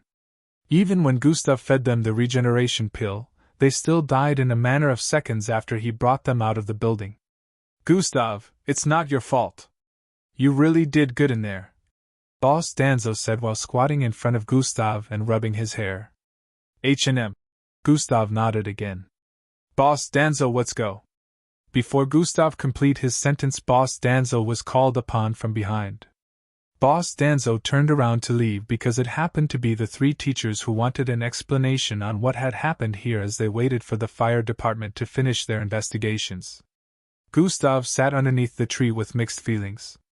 I never knew I could still feel this way about something. Gustav was surprised because this incident happened to touch him in ways he never thought was possible. When he thought about it carefully, he found the answer. This kitchen had been like a home to him. This was the first place that gave him the warmth his former household never had. Even though he wasn't very close with the other workers like he was close to Boss Danzo, he never had bad feelings towards any one of them because they always treated him well. No one had spoken to him with looks of contempt either had anyone ever mentioned his low-grade bloodlines, so he happened to be very comfortable with them. Now that this was happening to a place that he subconsciously saw as a second home, he wasn't happy with it. He hoped that with his new strength he would be able to save everyone, but reality proved him wrong. At least 5 lives were lost to the fire, and now Gustav was having mixed feelings about this, like he had lost family members. He knew for a fact that if his mother or father had died in a fire, he wouldn't feel this bad. He doubted he'd feel anything at all. Emergency quest completed, side quest failed. Gustav stared at the notifications in front of him, but didn't bother checking their information at the moment. In front of the kitchen, Boss Danzo was being questioned by the 3 teachers. 2 of them happened to be normal teachers, while one of them happened to be from the disciplinary committee. 1 female and 2 males. The disciplinary committee teacher happened to be a woman. What is your excuse for this mess, Danzo? Nobody knows how it happened. Like I told you all before, it was an explosion. Danzo, how come you're unscathed and have not a single burn on your outfit like the others? I was saved by that masked man earlier. He got to me first, so I wasn't harmed. You make it sound like the masked man was here from the start. You know that's impossible, right? His statement sounds very fishy. Besides, this masked man is not to be trusted since we don't know if he started the fire. What do you mean by started the fire? That man was busy saving lives while you 3 were cooped up in your offices. What? Are you actually defending him now? Danzo must be an accomplice then. What are you insinuating? Just because you're teachers doesn't mean you have the right to insinuate nonsense. Let's all calm down here. The teacher from the disciplinary committee finally spoke after noticing that the conversation was getting heated. Danzo, you're right. We shouldn't be questioning you like this, but at least tell us how it happened, she added. This is something no one knows. 1 minute we were cooking and the next the entire kitchen had gone up in flames, Boss Danzo replied. Let's wait for the fire department to finish their investigation then, the teacher from the disciplinary committee said with a profound look. The workers who had gotten burning injuries that were higher than what healing pills could handle were taken to the hospital for treatment. Some of them were burnt to the extent that they couldn't talk, but only 5 died, while Gustav managed to save about 16 chefs in total. Of course, everyone still wanted to know who the masked man was, but when the cops arrived, the teachers told the cops that the masked man was a suspect. The cops ignored them and also waited for the fire department to finish their investigation before making any moves. It would turn out that the leader of the cops that arrived here was someone Gustav knew. It took about 30 minutes for the fire department to finish their investigations. They came downstairs and gave a briefing of their findings to everyone. Gustav also had to listen so he could understand how such a thing happened. Surprisingly, the cause was something they didn't expect. According to the fire department, the explosion happened due to one of the cooking equipment getting overloaded from the minerals used to fuel it. They said a different mineral was used to fuel it instead of the mineral compatible with the equipment, which caused the overloading and explosion. When the mineral was mentioned, everyone was surprised because that happened to be the mineral used to power a car. Immediately this explanation was given out, Boss Danzo was on the receiving end of the blame. The teachers accused him of not being able to supervise his workers well since such a rookie mistake was committed. Even Boss Danzo was shocked at such a thing happening. This mineral was never among the cooking materials purchased monthly, so he couldn't understand how it got there.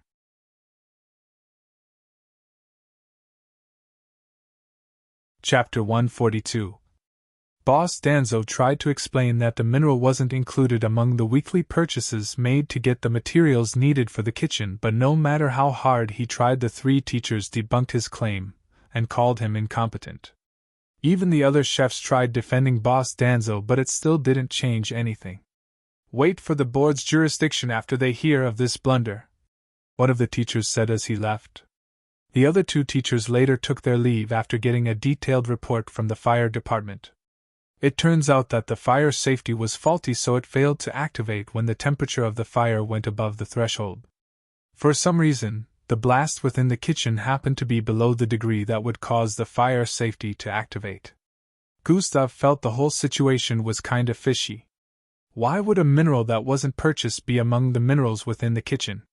Some of the chefs felt that the person in charge of purchases must have made some kind of error and ended up getting the wrong minerals, but even if that was so, whoever was using the equipment should have known that the mineral wasn't compatible with it.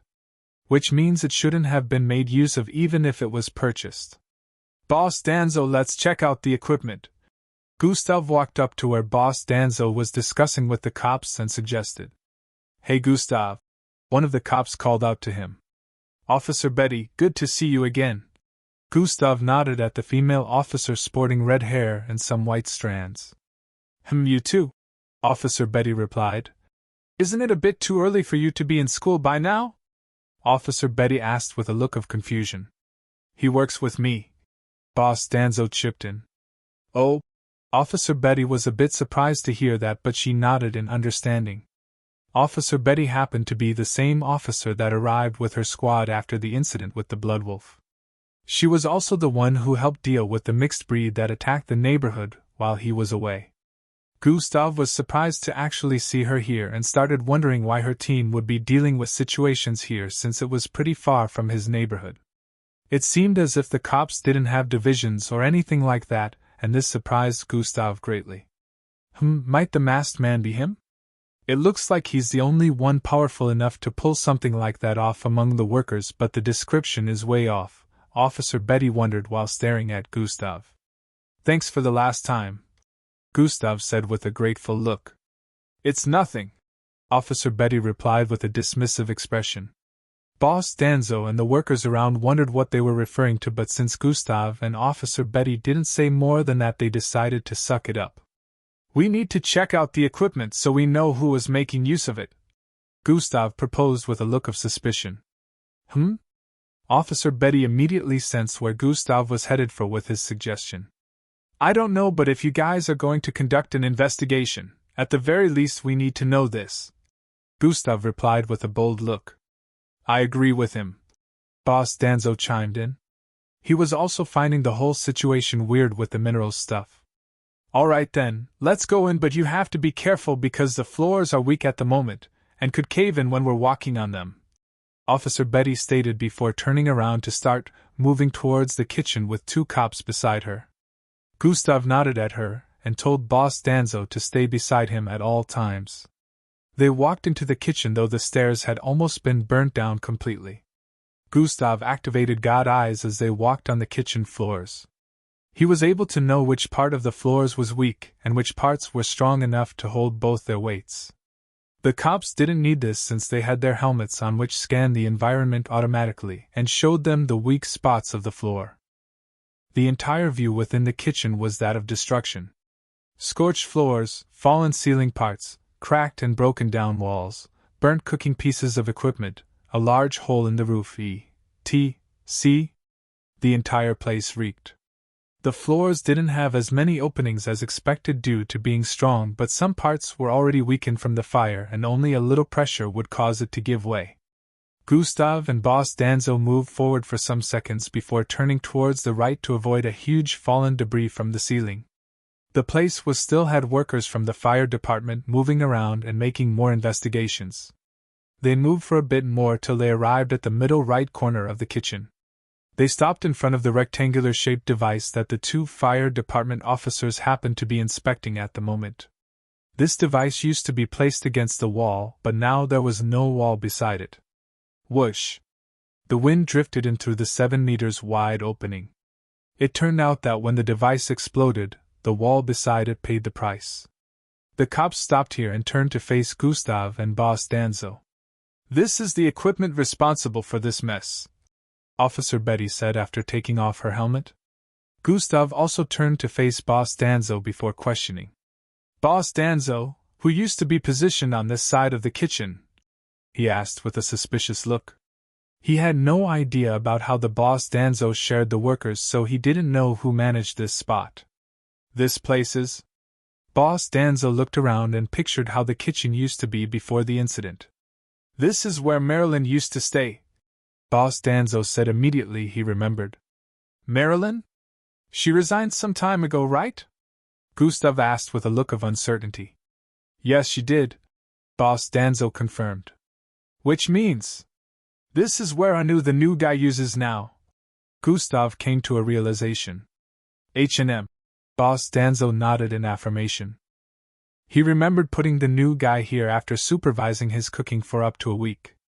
It only made sense that he would make use of this spot since this was where the previous worker used to man. "Where is this Anu? We'll need to question him," Officer Betty asked. "He should be down." Gustav was about to reply when he remembered that Anu wasn't among the people he saved. "I don't think I saw him among the chefs outside," Gustav said with a weird look. Officer Betty and the rest of the officers stared at Gustav with a contemplative look after hearing that. "Does that mean?" Officer Betty didn't get to finish her statement before Boss Danzo interrupted. "Before jumping to any conclusions, let's go check for him outside," Boss Danzo proposed. They all went outside after that and called on the chefs to gather in one spot. The workers were checked out one after the other. After doing that, they noticed that Anu was nowhere to be found. "There's only one more place to check before assuming that he's responsible," Gustav said internally. "Officer Betty, the body detection procedure complete," one of the officers approaching from the left said to Officer Betty. This was the last step that Gustav had been waiting for. "Mr. Danzo, Gustav, I need you both to come and check out the identities of these bodies," Officer Betty said after receiving the information. Gustav and Boss Danzo nodded before following her towards the side where the burnt bodies were placed. The body detection procedure was a process where the bodies would be examined and to figure out the identities of the unrecognizable victims on the spot. They arrived at where 5 burnt bodies were placed on stretcher-like beds with a circular device floating above them. This circular device was shooting out streams of light onto the burnt bodies that projected their looks before the incident.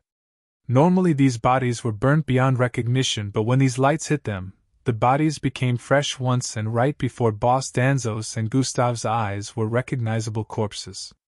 These bodies didn't heal or anything, it was just a light projection on them that made them look this way. This was how bodies were identified before the family of the victims were informed. "Arya." Boss Danzo had a crestfallen look on his face as he stared at the first body. "Samuel." "Goro." "Rondo." Boss Danzo's eyes went from body to body as he called out their name.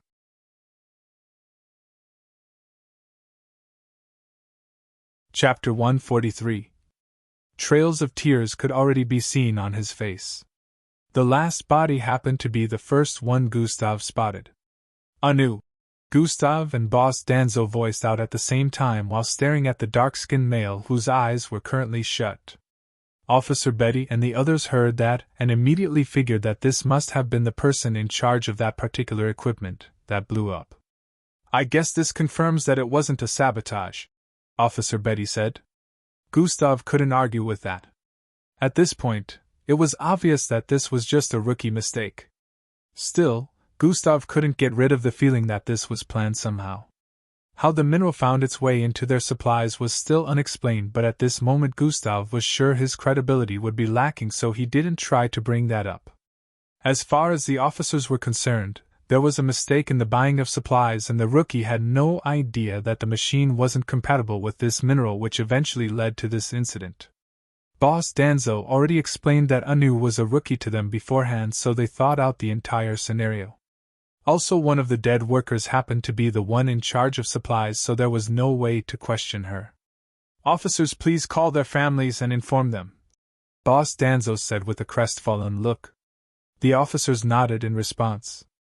The sky was starting to brighten up since it was already 7 in the morning at the moment. The sun was rising, but the atmosphere was extremely gloomy. The officers of both the police and fire department did one last routine checkup before rounding up. The ambulance took the bodies and some of the injured workers along with them, and the place slowly returned to tranquility, even though it was obvious that a lot had gone down already. Boss Danzo was asked to head towards the board block. This was where the principal, vice principal, counselor, and some other higher-ups in the school stayed. Gustav and the rest of the workers wanted to go along with him, but he stopped them from doing so. Gustav had no choice but to return to his class afterward. The students started streaming into the school about 30 minutes later. During the school hours, Gustav was very uneasy. He was very worried for Boss Danzo, knowing how the school higher-ups were the type to make a matter seem worse than it was. Well, in this case, the matter was already very bad. If word got out about this, it would take a toll on the school's reputation, which meant they would definitely need a scapegoat. Why did this have to happen today of all days? His granddaughter's birthday. Gustav sighed internally as he thought. Even during the break period, he had to listen to the rants of the kids around him. Dash. "Did you hear about the kitchen fire?" Dash. "I heard about that. The entire place was burnt down." Dash. "There was also a mysterious masked man that saved almost everyone." Dash. "I wonder what caused it." Dash. "What else if it isn't the incompetent chief? What was his name again?" "Something Zoe." Dash. "I hope he gets fired." Gustav nearly got pissed when he heard some of their conversations, but he calmed himself down and waited for the day's activities to end.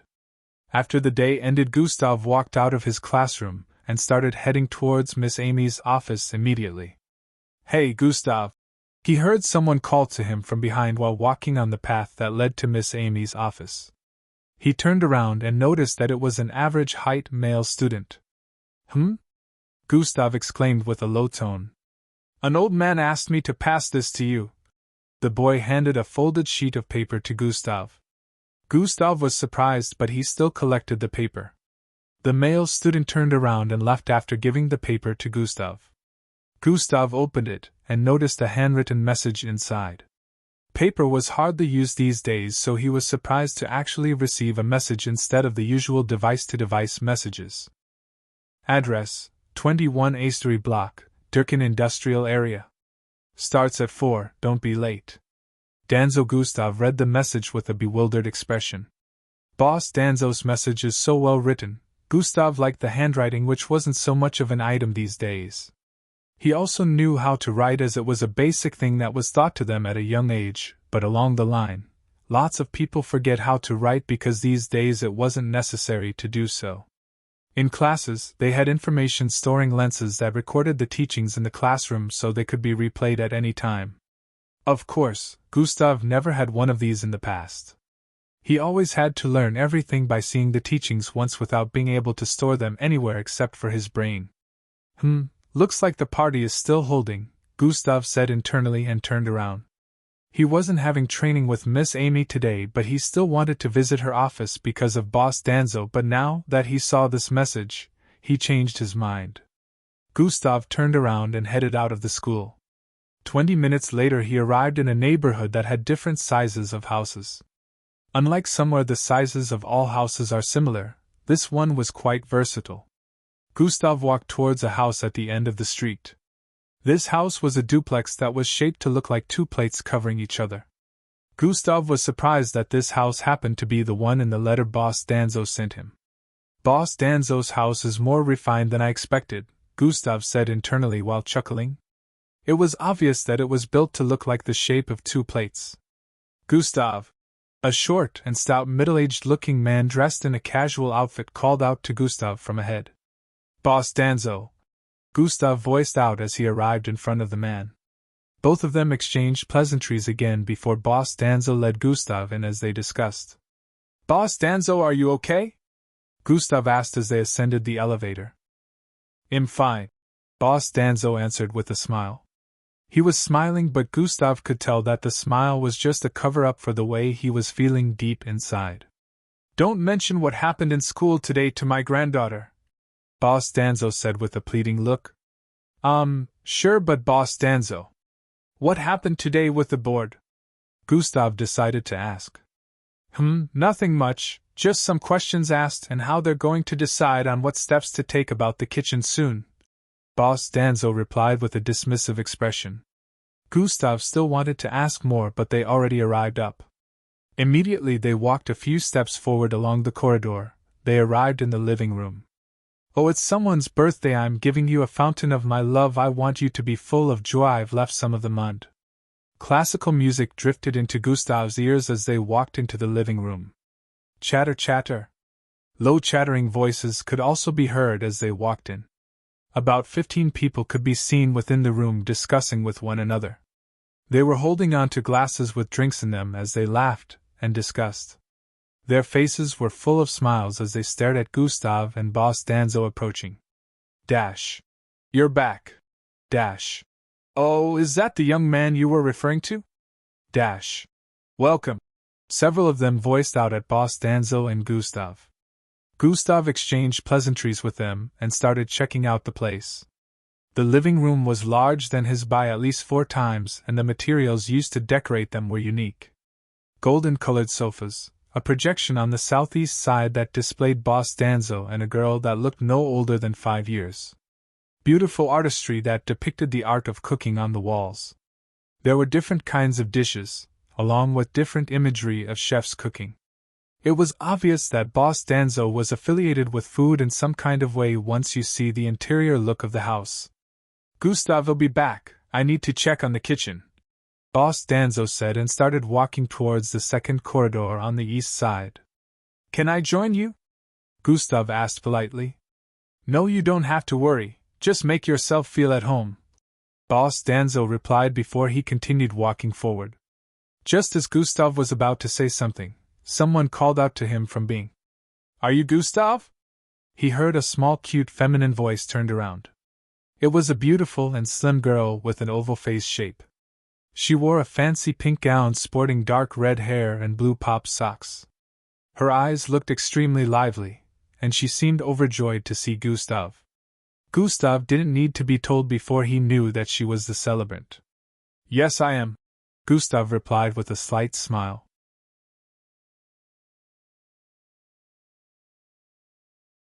Chapter 144. It was a beautiful and slim girl with an oval face shape. She wore a fancy pink gown sporting dark red hair and blue pop socks. Her eyes looked extremely lively, and she seemed overjoyed to see Gustav. Gustav didn't need to be told before he knew that she was the celebrant. Yes, I am, Gustav replied with a light smile. Ah! Her eyes shimmered even more after hearing his reply. I'm glad to finally meet you. Grandpa has told me so much about you, she voiced out with a look of excitement. Nice to meet you too, Mara, Gustav replied. He remembered her name from when Boss Danzo mentioned it earlier. Come on, let's talk over there, Mara said with a delightful voice and dragged Gustav towards one of the sofas. 2 hours later Gustav was returning home. His mind couldn't help but wander back to Mara's birthday celebration. Mara was really the jovial type. She couldn't stop talking and making fun of lots of things. She mentioned some of Gustav's funny and embarrassing past experiences with Boss Danzo, and also how Gustav had to cook for her one of these days. Mara really liked eating like Gustav, but unlike him, she didn't have the talent for cooking, so she focused on something else. She asked Gustav lots of questions about himself. He answered some and ignored some, but she didn't pry too much even when he answered. Gustav felt she was a bit similar to Angie, but Angie was more of a nice girl that couldn't make fun of anyone, while Mara wouldn't hesitate to make fun of a lot of things. He remembered she shoved a large palm-sized portion of cake into his mouth forcefully. She was very playful also. Gustav couldn't deny that he had a wonderful time with Boss Danzo and Mara, but he was still worried about Boss Danzo because of what happened today. He really hoped that Boss Danzo would be okay. Gustav got back to his apartment around 6 p.m. His plan earlier was to get home by 4 p.m. so he would infiltrate the border once again, but he couldn't disappoint Boss Danzo, so he had to push that aside. Now that it was 6 p.m., he could only spend about an hour within the border before it was time for the night patrol. He started hesitating on whether he should still go or not, since he couldn't tell whether he'd be holed up in there for more than an hour or not. Gustav was still contemplating while sitting on his bed when he heard a knock on the door. Troyan! Rays of light shot out from the ceiling, forming a holographic projection in which a beautiful girl with 2 horns on her forehead was displayed. This was one of the functions Gustav added after when he upgraded the security protocols in his apartment. Angie's early, Gustav muttered as he stood up and walked out of his room. He got to his living room and walked towards the door to open it. Hey, Gustav! Angie voiced out immediately she saw Gustav's face. Hey, Angie, is something the matter? Gustav greeted and asked. No, nothing is wrong. We're supposed to meet today, Angie said to Gustav with a reminding tone. Yes, I know, but it's still really early. We're not supposed to meet until an hour later, Gustav answered. I thought you had something to show me, that's why. But I'll leave if I'm disturbing you, Angie said while turning around to leave after noticing that Gustav didn't seem to be in a receiving mood. Hold on, Gustav said while walking out of his apartment. Follow me, he added while walking down the corridor. Angie stared at him with a curious look while following behind. Some minutes later, they arrived in the sparse forest region before Gustav came to a stop. Angie, Gustav called out while his back was still turned towards her. Yes, Gustav? Angie replied. Swoosh. Gustav suddenly turned around and dashed towards Angie while swinging his fist at her. Angie was shocked and reacted by moving a step backward while turning her face towards the side and closing her eyes. Fwum. Gustav's fist stopped inches away from her face, causing her to feel a slight touch of breeze on her cheek. She slowly opened her eyes after noticing that no contact was made. Why didn't you dodge? Gustav asked while still hanging his right fist in the air. Well, there's... Angie stuttered as she tried to find an answer. Angie, you saw my fist approaching, right? Gustav asked. Although there was no reply, the answer was already obvious from the look on Angie's face. Angie was currently faster than Gustav, so she definitely saw the attack coming but didn't counter or try to dodge. I want you to remember how you felt when that captain was beating you up, Gustav stated. Angie's mind immediately went back to the exchange event, and her face showed pain as images appeared in her mind. She had truly gone through a traumatic experience at the hands of Zim, and it was something she didn't want to experience again. If that experience was a truly painful one for you, I want you to remember it any time someone tries to attack you and let your body respond in the way it wants to, Gustav said before throwing out his fist again. Zui-ai. This time his fist went towards her belly area with force. Images appeared in her mind again, reminding her of the way Zim's palms slammed those stones into her body. Gustav had purposely targeted one of the spots. No! Angie voiced out as she swerved towards the left and pushed out both her palms to strike Gustav on his right side of his chest. Bam! Gustav slid 13 feet backward after her palm made contact with his chest. SSHHHSSSH. A trail of dust was formed due to that. Angie voiced out in shock as she retracted her arms. Gustav, I'm sore. She was about to speak when Gustav interrupted her. Good job, Gustav said while straightening his body. He started walking towards her. Angie voiced out in surprise. She had used her full speed to dodge Gustav's attack and responded with an attack of her own, but Gustav was hardly fazed. Moreover, he replied with, "Good job."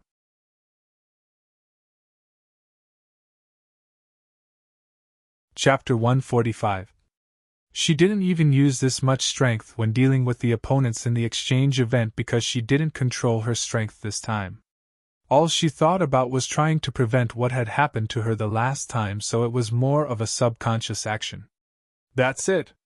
Don't just stay in one place and become a person's punching bag, you must also respond unless you enjoyed being on the receiving end, Gustav said as he arrived in front of her once again. Now Angie, I'm going to attack you several more times. I want you to fight back. I want you to hit back harder than you did earlier. Don't be soft, because being soft on the battlefield will only get you killed, Gustav said while dashing forward again and throwing out his fist. Swoosh! Angie dodged it again by jumping towards the side before throwing out her right leg towards Gustav's left belly side. Bam! Gustav took another solid hit on his body and was pushed back by a few feet. Angie was doing as Gustav said. Her mind would drift back to the scenery where Zim was beating her up whenever Gustav threw out his fist towards her. Her body would react subconsciously because she didn't want to be subjected to such pain ever again. Gustav didn't stop. He dashed out again and attacked her repeatedly, only for her to dodge them and send out attacks of her own which always hit Gustav. She couldn't believe that she was actually doing this and wanted to stop, but one look from Gustav made her rethink. I don't want him to cut ties with me. If this is the only way, then I have to bear it. Although she was bothered by the fact that she was hitting a person, especially when that person happened to be Gustav, Angie knew that backing down would only disappoint Gustav. As they continued, Angie realized that her worries were for nothing. She would always hit Gustav, but not a hint of pain would show on his face, either would he look disturbed in any manner. She realized that all her attacks were doing nothing to him, which further shocked her. About an hour later, Angie laid on the ground while panting. She was out of breath and her face showed fatigue. How is this possible? She wondered while breathing in and out profusely. She turned her face towards the side to stare at Gustav, who was sitting beside her without a look of discomfort on his face. Gustav had tired her out. During their spar earlier, her attacks were unable to faze Gustav even though they landed on his body. As the spar continued, Gustav asked her to use more speed, which she did. She channeled her bloodline and grew out another horn, which caused her speed to increase by almost 4 times. Surprisingly, this time when she tried attacking Gustav, he dodged all her attacks.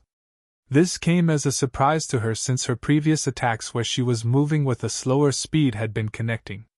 She found it weird that Gustav was able to dodge her increased speed but was unable to dodge her slower speed. She was only able to use that skill for a short time, so she was quickly exhausted and returned to her initial state.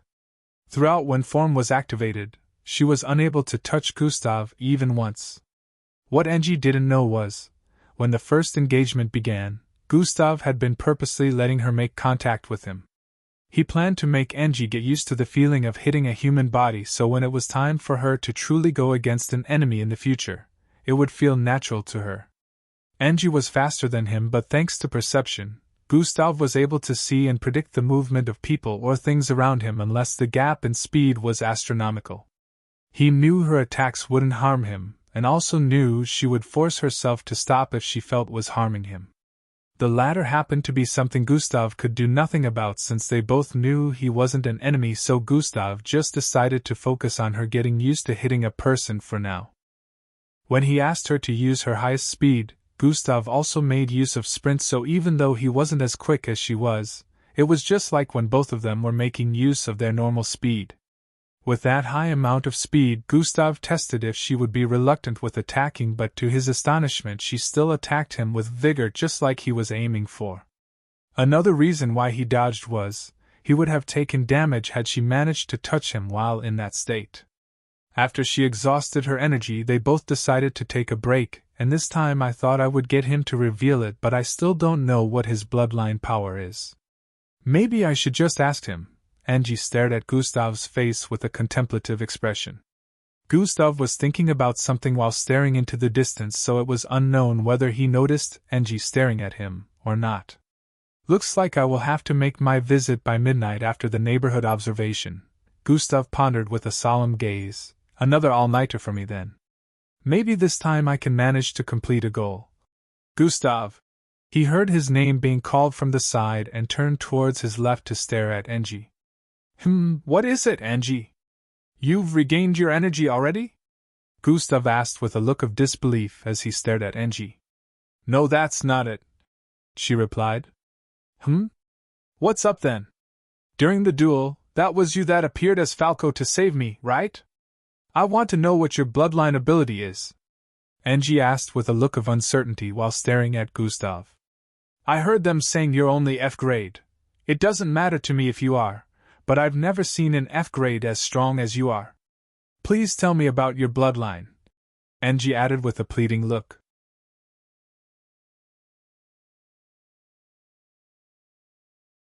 Chapter 146. I heard them saying you're only F grade.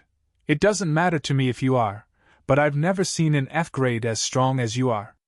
Please tell me about your bloodline, Angie added with a pleading look. Gustav stared at Angie's eyes for a few seconds with a contemplative look before turning his face away. Why do you still believe that I appeared as Falco? Gustav asked while folding his arms. Angie moved her body closer to Gustav and grabbed his left arm.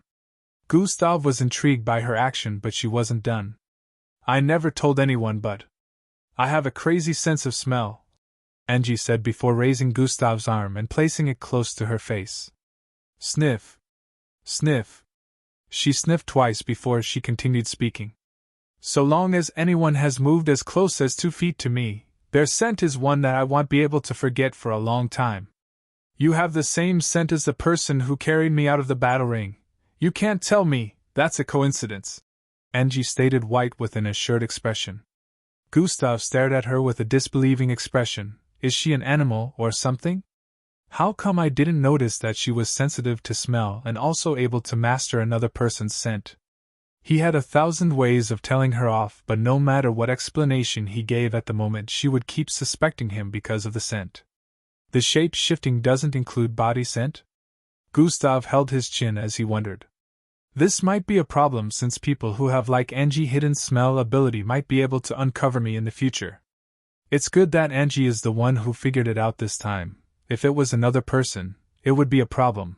Gustav took note of this so he wouldn't be caught unawares in the future. He decided he would check out more flaws that the shape-shifting ability had later.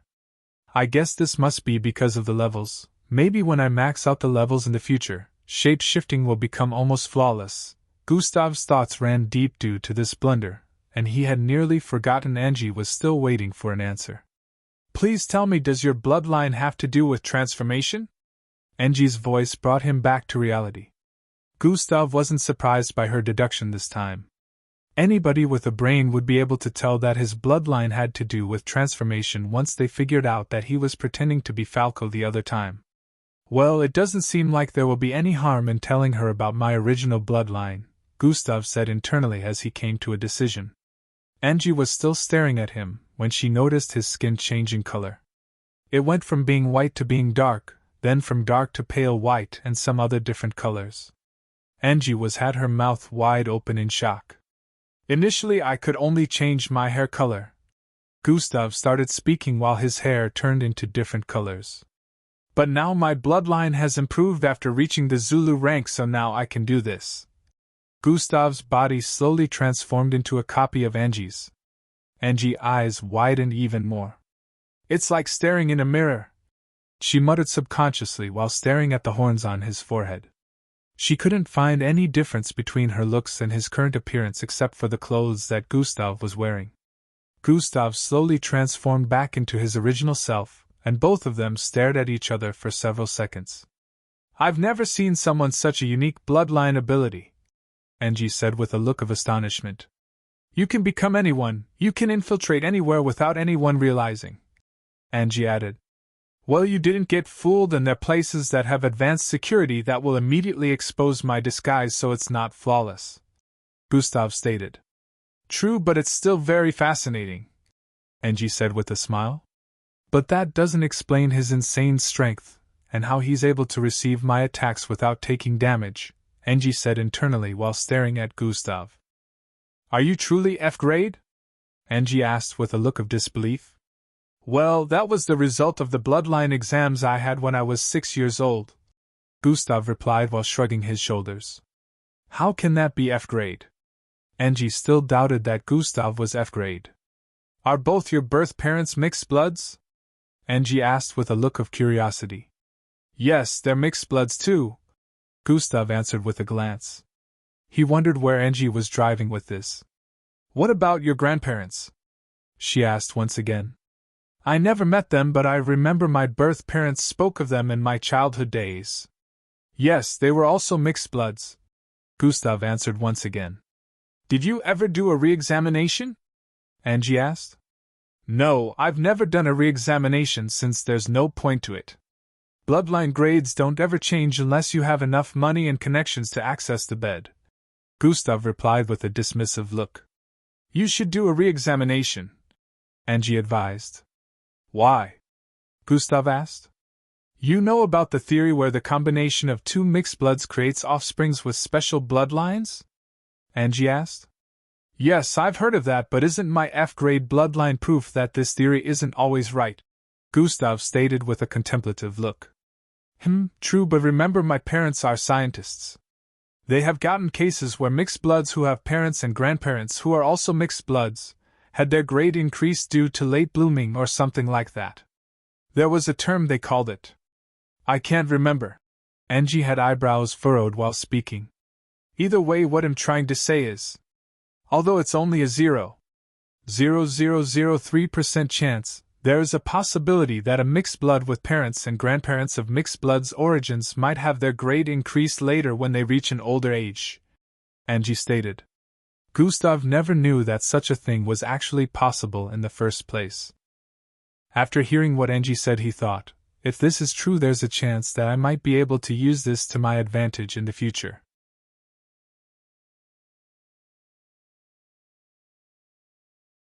Chapter 147. After hearing what Angie said, he thought, if this is true, there's a chance that I might be able to use this to my advantage in the future. In other words, you're trying to say, my bloodline might have undergone this change, Gustav stated while staring at Angie. Yes, I've never seen an F grade as strong as you are. For all we know, you might be a B grade or even in grade by now, Angie replied with a contemplative look. Haha, I really doubt that, but I'll take your suggestion into consideration, Gustav replied with a light burst of laughter. This will be useful for covering up in the future, but I have to make sure I act well, so I won't arouse any suspicions, Gustav said internally as he rose to his feet. Now it's time for our patrol. I'll also use this period to give you more tasks to perform, Gustav said after standing. H&M. Angie nodded and proceeded to stand up. The sky was already darkening since it was past 7 p.m., and a full moon had already appeared high up. Swoosh! Gustav and Angie sped off in two separate directions. One moved towards the west while the other moved towards the east of the sparse forest region. Whenever they patrolled together during the night time, Gustav's work was made easier. Although he wouldn't be able to reveal a lot of his abilities in her presence, they'd still be able to cut the environment covered in half. Gustav usually covered one half while Angie would cover the other half. They had a way of communicating with each other, so if anything happened, Angie would be able to inform Gustav immediately, but Gustav had decided that he wouldn't inform her if he bumped into a mixed breed. This had never been a problem since Gustav had never met any mixed breeds on the nights when he and Angie patrolled together. After both of them had gone their separate ways, something happened at their initial location. The tree behind where they sat earlier suddenly started glowing bright red. A door-like opening was formed within the tree and a figure in all black walked out from it. That boy seems to be the one who those footprints belong to. Did I misjudge his strength? A husky male voice could be heard coming from underneath the black mask on this person's face. He doesn't seem to be a scout sent by them, so how was he able to infiltrate the border? The man sounded confused as he spoke. I need to observe him more before I can come to any conclusions. The masked man turned towards the left after saying that and vanished into red smoke. By midnight, Gustav decided to return to his apartment. He postponed his infiltration into the border after remembering that he had to train with Miss Amy the next day. Since their training sessions were now shorter than they used to, Gustav wanted to be in his peak state when training with her. The night had most certainly been a fruitful one.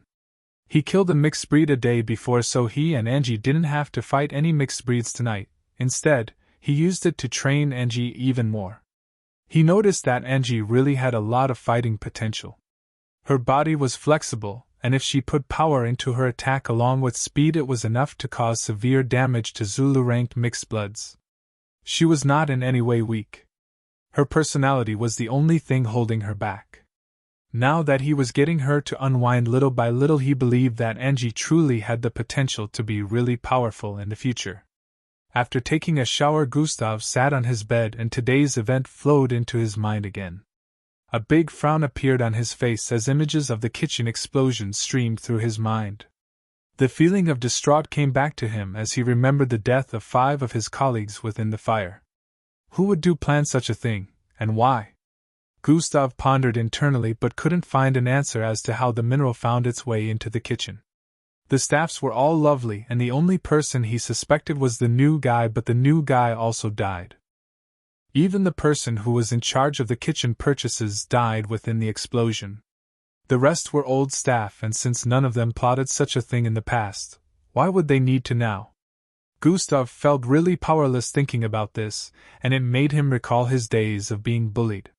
Now that he had been granted this power, he never knew that he would ever feel like this again, but he was wrong. On the bright side, nothing has happened to Boss Danzo yet. The fact that the school hadn't meted out punishment to Boss Danzo gave Gustav a momentary form of relief on this matter. Gustav kept racking his brain for ways to solve this situation when he noticed something. I forgot to check it out throughout the entire day. Gustav's eyes moved towards the top right corner in his line of sight as he spoke. There was a blue blinking light in form of an envelope. Whenever notifications appeared in Gustav's line of sight, he would need to focus his sight on that notification for more information on it to appear.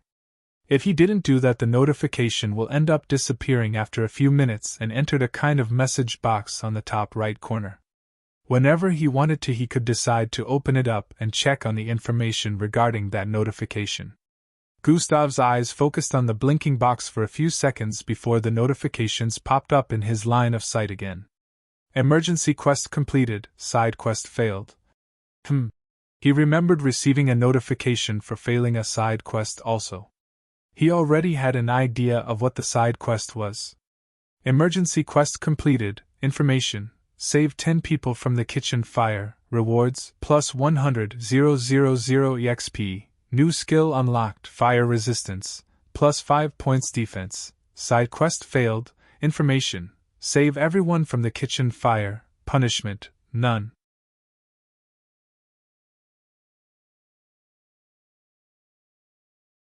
Chapter 148. Fire resistance? Do I even need such a skill when I have the defense attribute? Gustav muttered while holding his chin. He felt this must have been because of the fire, but he was somehow opposed to getting this skill since he had defense already, and defense reduced the damage from the heatwave the last time he went against the solar worms. Gustav decided to check out the details on fire resistance. Its explanation would determine if it was useful or not. He opened the system interface and went straight to skills and abilities before focusing his eyes on fire resistance. Fire resistance. Level 1, ability. Immunity to all high-temperature attacks for 5 seconds. Gustav stared at the notification with a look of surprise. It isn't actually useless, he muttered with a look of astonishment. He remembered that defense only reduced the damage of the high temperature within the surroundings, but didn't make him immune, while this one had the ability to make him immune from high-level temperature attacks. This looks too good to be true, Gustav muttered with a low tone. Even though it could only last for 5 seconds, with his high stats he could activate numerous times. Oh wait. Doesn't the system always put some kind of limitations on these kinds of abilities? Gustav recalled that the system did this to abilities that seemed too powerful. I should figure out what this one is before I use it in a battle, Gustav said and proceeded to activate it. Fire resistance has been activated, -100 EP, 5 seconds. He couldn't feel any different after activating it, but he was certain that fire wouldn't hurt him right now, so he wasn't bothered. It has a high energy deduction, but still I should be able to activate it more than 15 times, so it's not very limited. Gustav wondered if the system made a mistake or something. For seconds, he couldn't understand why the system wouldn't put a higher kind of restriction on such a powerful ability.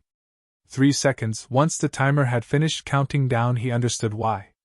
0 seconds. Fire resistance has been deactivated. Fire resistance has been placed on a 1-hour cooldown. What the? A 1-hour cooldown? Gustav stared at the notification with a look of surprise. He knew what a cooldown meant, but he wasn't expecting this since none of his abilities had cooldowns. A really big limitation. That means this ability can only be useful at specific times. Gustav held his chin with a thoughtful gaze displayed on his face. After thinking about it for a few more seconds, Gustav closed the system interface. He stared at the information regarding the failed side quest next. Save everyone. Gustav muttered with a crestfallen look. He already had a feeling that the side quest had something to do with this, and he wasn't wrong. Gustav kept reading the rest of the messages. Looks like it only shows if they're punishments for failing a quest now rather than the rewards, but there seems to be no punishment for failing the side quest this time, Gustav noted. After he finished checking this notification, Gustav contemplated on a few more things before going to sleep. 3 days later, the last 2 days had been really eventful for Gustav. He infiltrated the border twice after coming back before patrolling the neighborhood in the night. Although no mixed breeds had appeared in the neighborhood, Gustav's last 2 days were interesting nonetheless. He infiltrated the border from the east the day after training Angie. He made contact with some pretty interesting mixed breeds. Unlike the west side where the first mixed breeds he met moved in groups, most of the ones he met here moved solo. This made it easier for him to gather more EXP. He didn't try to use the explosion from the absorbed energy of the border this time since he was still learning the energy technique he got from the system. Also, since this was the same part of the border where the bunny mixed breed he killed the other time appeared from, Gustav decided to tread with caution. He didn't want to alarm whatever was responsible for the happenings, so he investigated while farming lots of EXPs. He wasn't able to gather any useful information in the past 2 days since no mixed breed appeared in the neighborhood, but he was able to farm a large number of EXP. He had the chance to do this due to most mixed breeds moving solo. Still, the credits he gathered were far from being enough to purchase lots of things in the system shop, but he decided to keep amassing credits in the meantime. There was something he noticed though, although he had no idea if he was just seeing things or not. For a split second when he was fighting against a gigantic frog, he made use of God eyes and noticed a reddish human silhouette in one of the trees nearby, but the next time he checked he couldn't find anything like that. He felt it was probably his senses playing tricks on him. Gustav was hoping he might find some energy crystals to absorb like the last time, but he found nothing like that. The border on this side seemed to be very different. A few of the mixed breeds still moved in groups and had a turf of their own, yet nothing like energy crystals could be found. Gustav felt he must have gotten lucky. Right now he was in school and it was noon.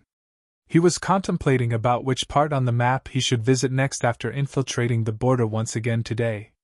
The sound of the automatic buzzer rang out, signaling that it was time for break.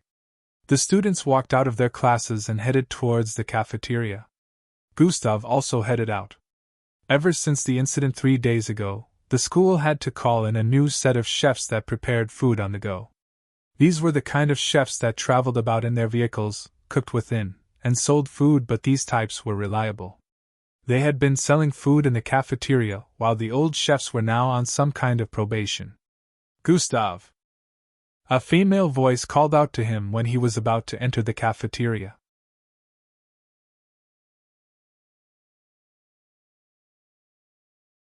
Chapter 149. Gustav turned to the side and noticed a beautiful girl with white long hair and a tall figure headed for him. Maltida, Gustav voiced out in a low tone.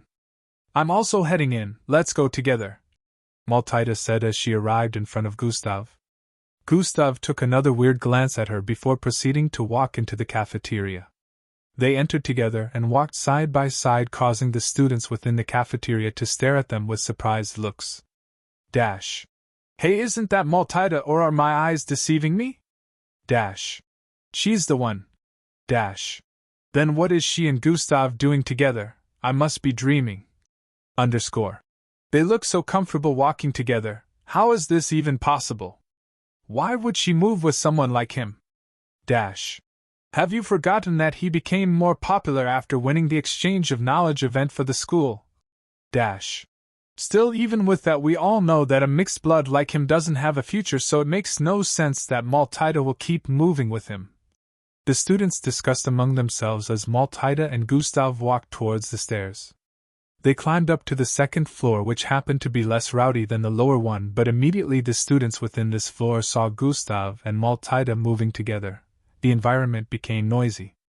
The students here were also surprised to see Maltida and Gustav moving together for the second time and wondered if this was going to become a normal thing from now on. Both of them walked towards the counter on the right side of the floor. Gustav, have you considered my proposal? Maltida broke the silence between them as they arrived at the counter. Oh, that? I haven't made a decision yet, Gustav replied before proceeding to make orders for himself. Maltida also ordered her desired food before turning around with Gustav to get a seat. Both of them sat around the back, which happened to be Gustav's favorite spot. Maltida had to sit here because Gustav would definitely not agree to sit elsewhere, and since she wanted to be with him during break period, she had to compromise. The students within the cafeteria had to turn their heads around several times to glance at the both of them. Why do you keep hesitating? The time of our graduation is close already, Maltida asked after downing a full spoon of food. Yeah, 1 month away. I'll give you a reply when I'm ready to. Till then, don't bother me about it, Gustav replied with a calm look and proceeded to shove food into his mouth again.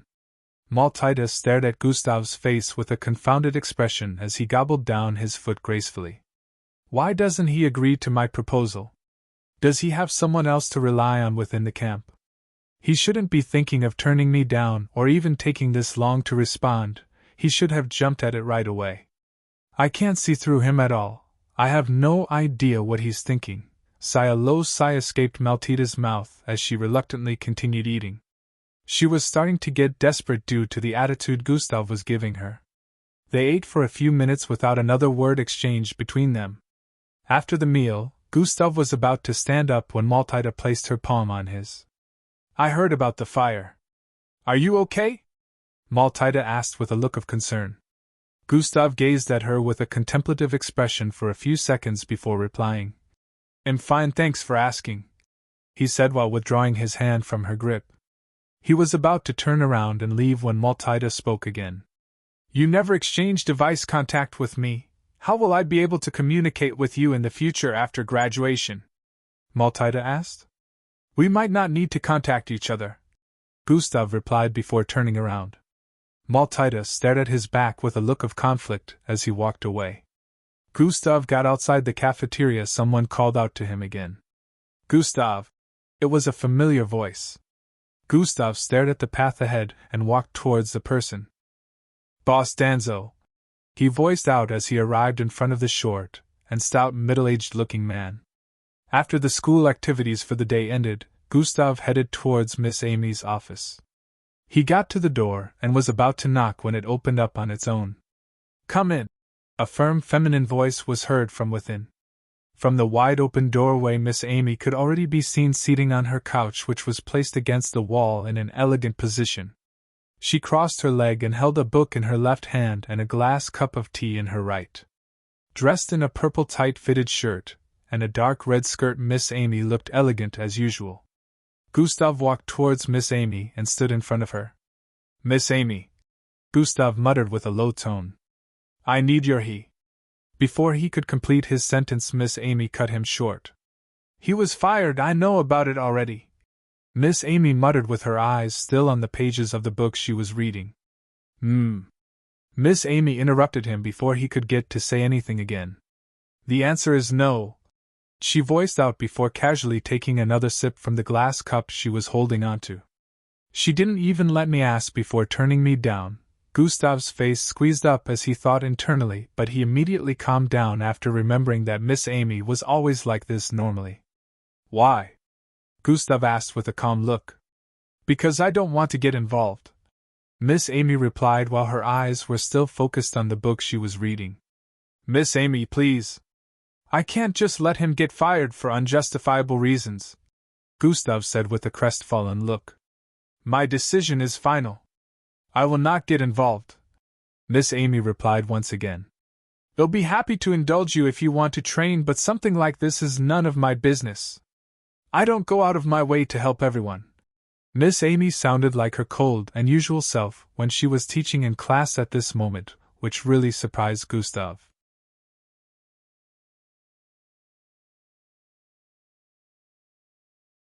Chapter 150.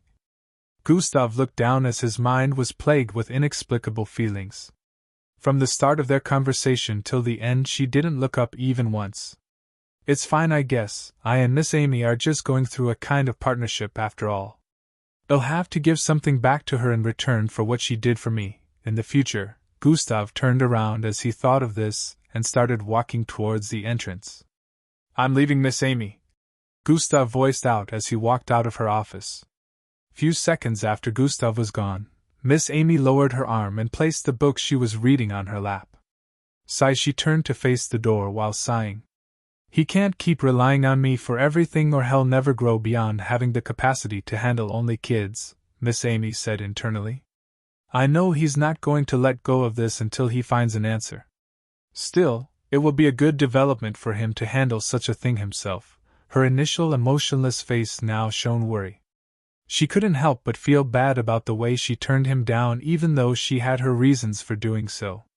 Gustav walked out of the building and headed for the kitchen area. He arrived there in a few minutes and stood in front of the 2-story building.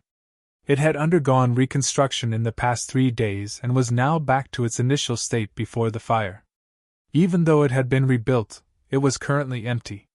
The school board hadn't given the go-ahead for the former chefs to resume work yet.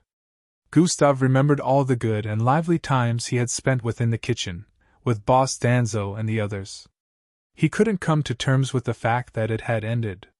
He knew it would still end when he graduated, and it was time for the MBO test to begin, but that was supposed to happen almost 2 months from now. Even if it did end, he didn't want it to end this way. He remembered when he met Boss Danzo during break. Boss Danzo had explained to him that the school board decided to fire him after the kitchen incident was brought to light. Echelon Academy was a well-known school in the city, so there was no way the incident could be kept under the wraps. Media outlets found out about it after news of it spread due to the students and the families of the victims. It was even shown on the news channel of one of the biggest media outlets in the city, causing it to spread even more. Due to all these, the school decided to pin the blame on Boss Danzo and fired only him. The entire incident was pinned on him. If Gustav was someone who paid attention to the news, he would have seen this already. Boss Danzo's career as a chef was practically over at this point. As the chief cook, such a thing happened in the place he was responsible for, and now that it had spread, no restaurant or agency that dealt with cooking would want to hire him, since it would be a stain on their reputation. I need to find a way to solve this. Some foul play is definitely involved, Gustav said internally as he brought out a device from his storage button. It was a triangular device with a crystalline color. Map, Gustav called out. Rays of light shot out from the device and a map of the city was displayed in a holographic format before him.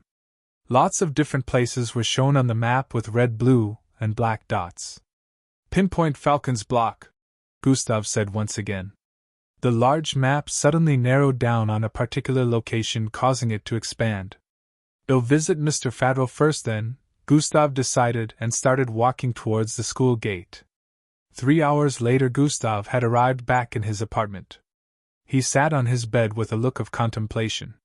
He had been trying to retrace the steps of the chefs. He wanted to see if he could get a hold of the list for monthly necessities so he could check if that mineral happened to be among the items listed. If he could get it, he would try to figure out where the list originated from, but if the mineral happened to not be among the listed items, then he would immediately conclude that the market they bought it from was to blame. Solving the problem this way was easier said than done. Gustav had visited almost all the staff, and none of them happened to go with the lady responsible for getting the items needed for the month.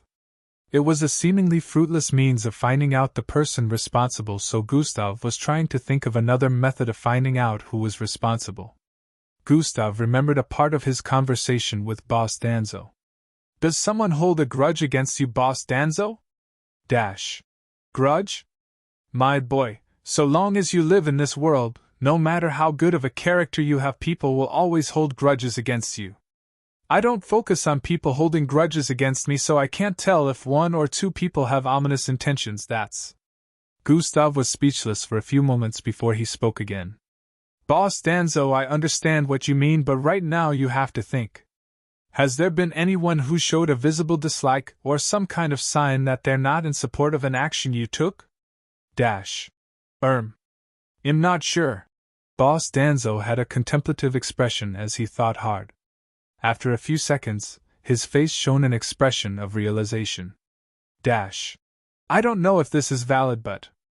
Boss Danzo paused for a few seconds while still contemplating. "But what, Boss Danzo?" Gustav asked with a look of curiosity. "The disciplinary committee that was responsible for giving you the punishment of working in the kitchen were not satisfied with the way I treated you when you first started working here." Boss Danzo voiced out.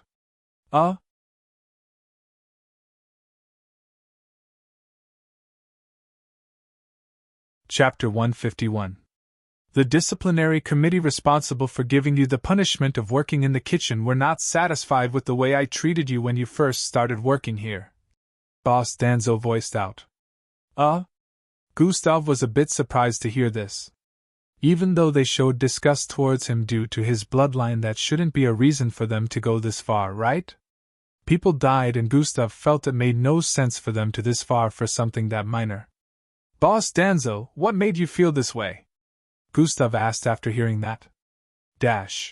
Well, I discussed with one of the 4 teachers from the disciplinary committee, Mr. Lan. They wanted me to increase the workload you were receiving in the kitchen, and when I disregarded Mr. Lan's demands, he didn't look very pleased. Boss Danzo explained. Of course, they wouldn't be pleased. They went as far as spreading rumors about me using bloodline enhancement drugs when I beat Hung Zhou and his gang up. This is definitely their doing. At that moment Gustav was feeling incensed. Also, they were unhappy when I officially employed you to work part-time in the kitchen. Boss Danzo added. As Gustav recalled this conversation, his face squeezed up even more. Those bastards.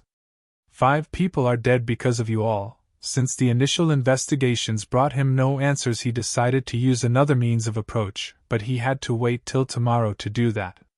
Gustav stood up from his bed and walked towards the second room in his apartment. He opened the door and walked in. SHHHSSHH. White gas flowed out of the room immediately the door was opened. The entire room felt cool. A rectangular board was placed in the middle of the room, and 4 cylindrical glass containers that contained frozen bodies of mixed breeds could be seen placed at different corners. Scientific tools and pieces of equipment were placed in a standing rack on the right side of the room. Should I extract this ancient Boptic panda bloodline? It seemed pretty good. Gustav stood in front of the 3rd cylindrical container, while speaking. Inside this container was the body of a panda with a hard shell-like covering on its back, arms, and chest. It took Gustav quite some time to deal with this one since its defense along with its bloodline was very good, but he was hesitating on whether he should take its bloodline or sell it intact to the lab he would be visiting 2 days from now. If I sell the item I got from the school as well as the body of these mixed breeds, that should bring my balance to around 8 million. It won't be best to extract too many beast bloodlines since they might end up becoming useless, and I also still have to get atomic disintegration to Zulu ranked before the test begins. Gustav said with a look of contemplation. It would be best to sell them all. Gustav concluded with this. Gustav put this room together about 2 months back. Inside this room, he had been preserving the body of mixed breeds and also experimenting on the ones he didn't sell. What Gustav had been experimenting on was how mixed breeds had a much more saturated bloodline than mixed bloods, but he hadn't been able to solve that. He believed that if he was able to solve this, bloodline channeling would become easier and mixed bloods might even be able to use their bloodline to its full potential, just like the mixed breeds who don't need their bloodlines to be graded. He only had some research materials and tools, but not enough knowledge to do everything he wanted.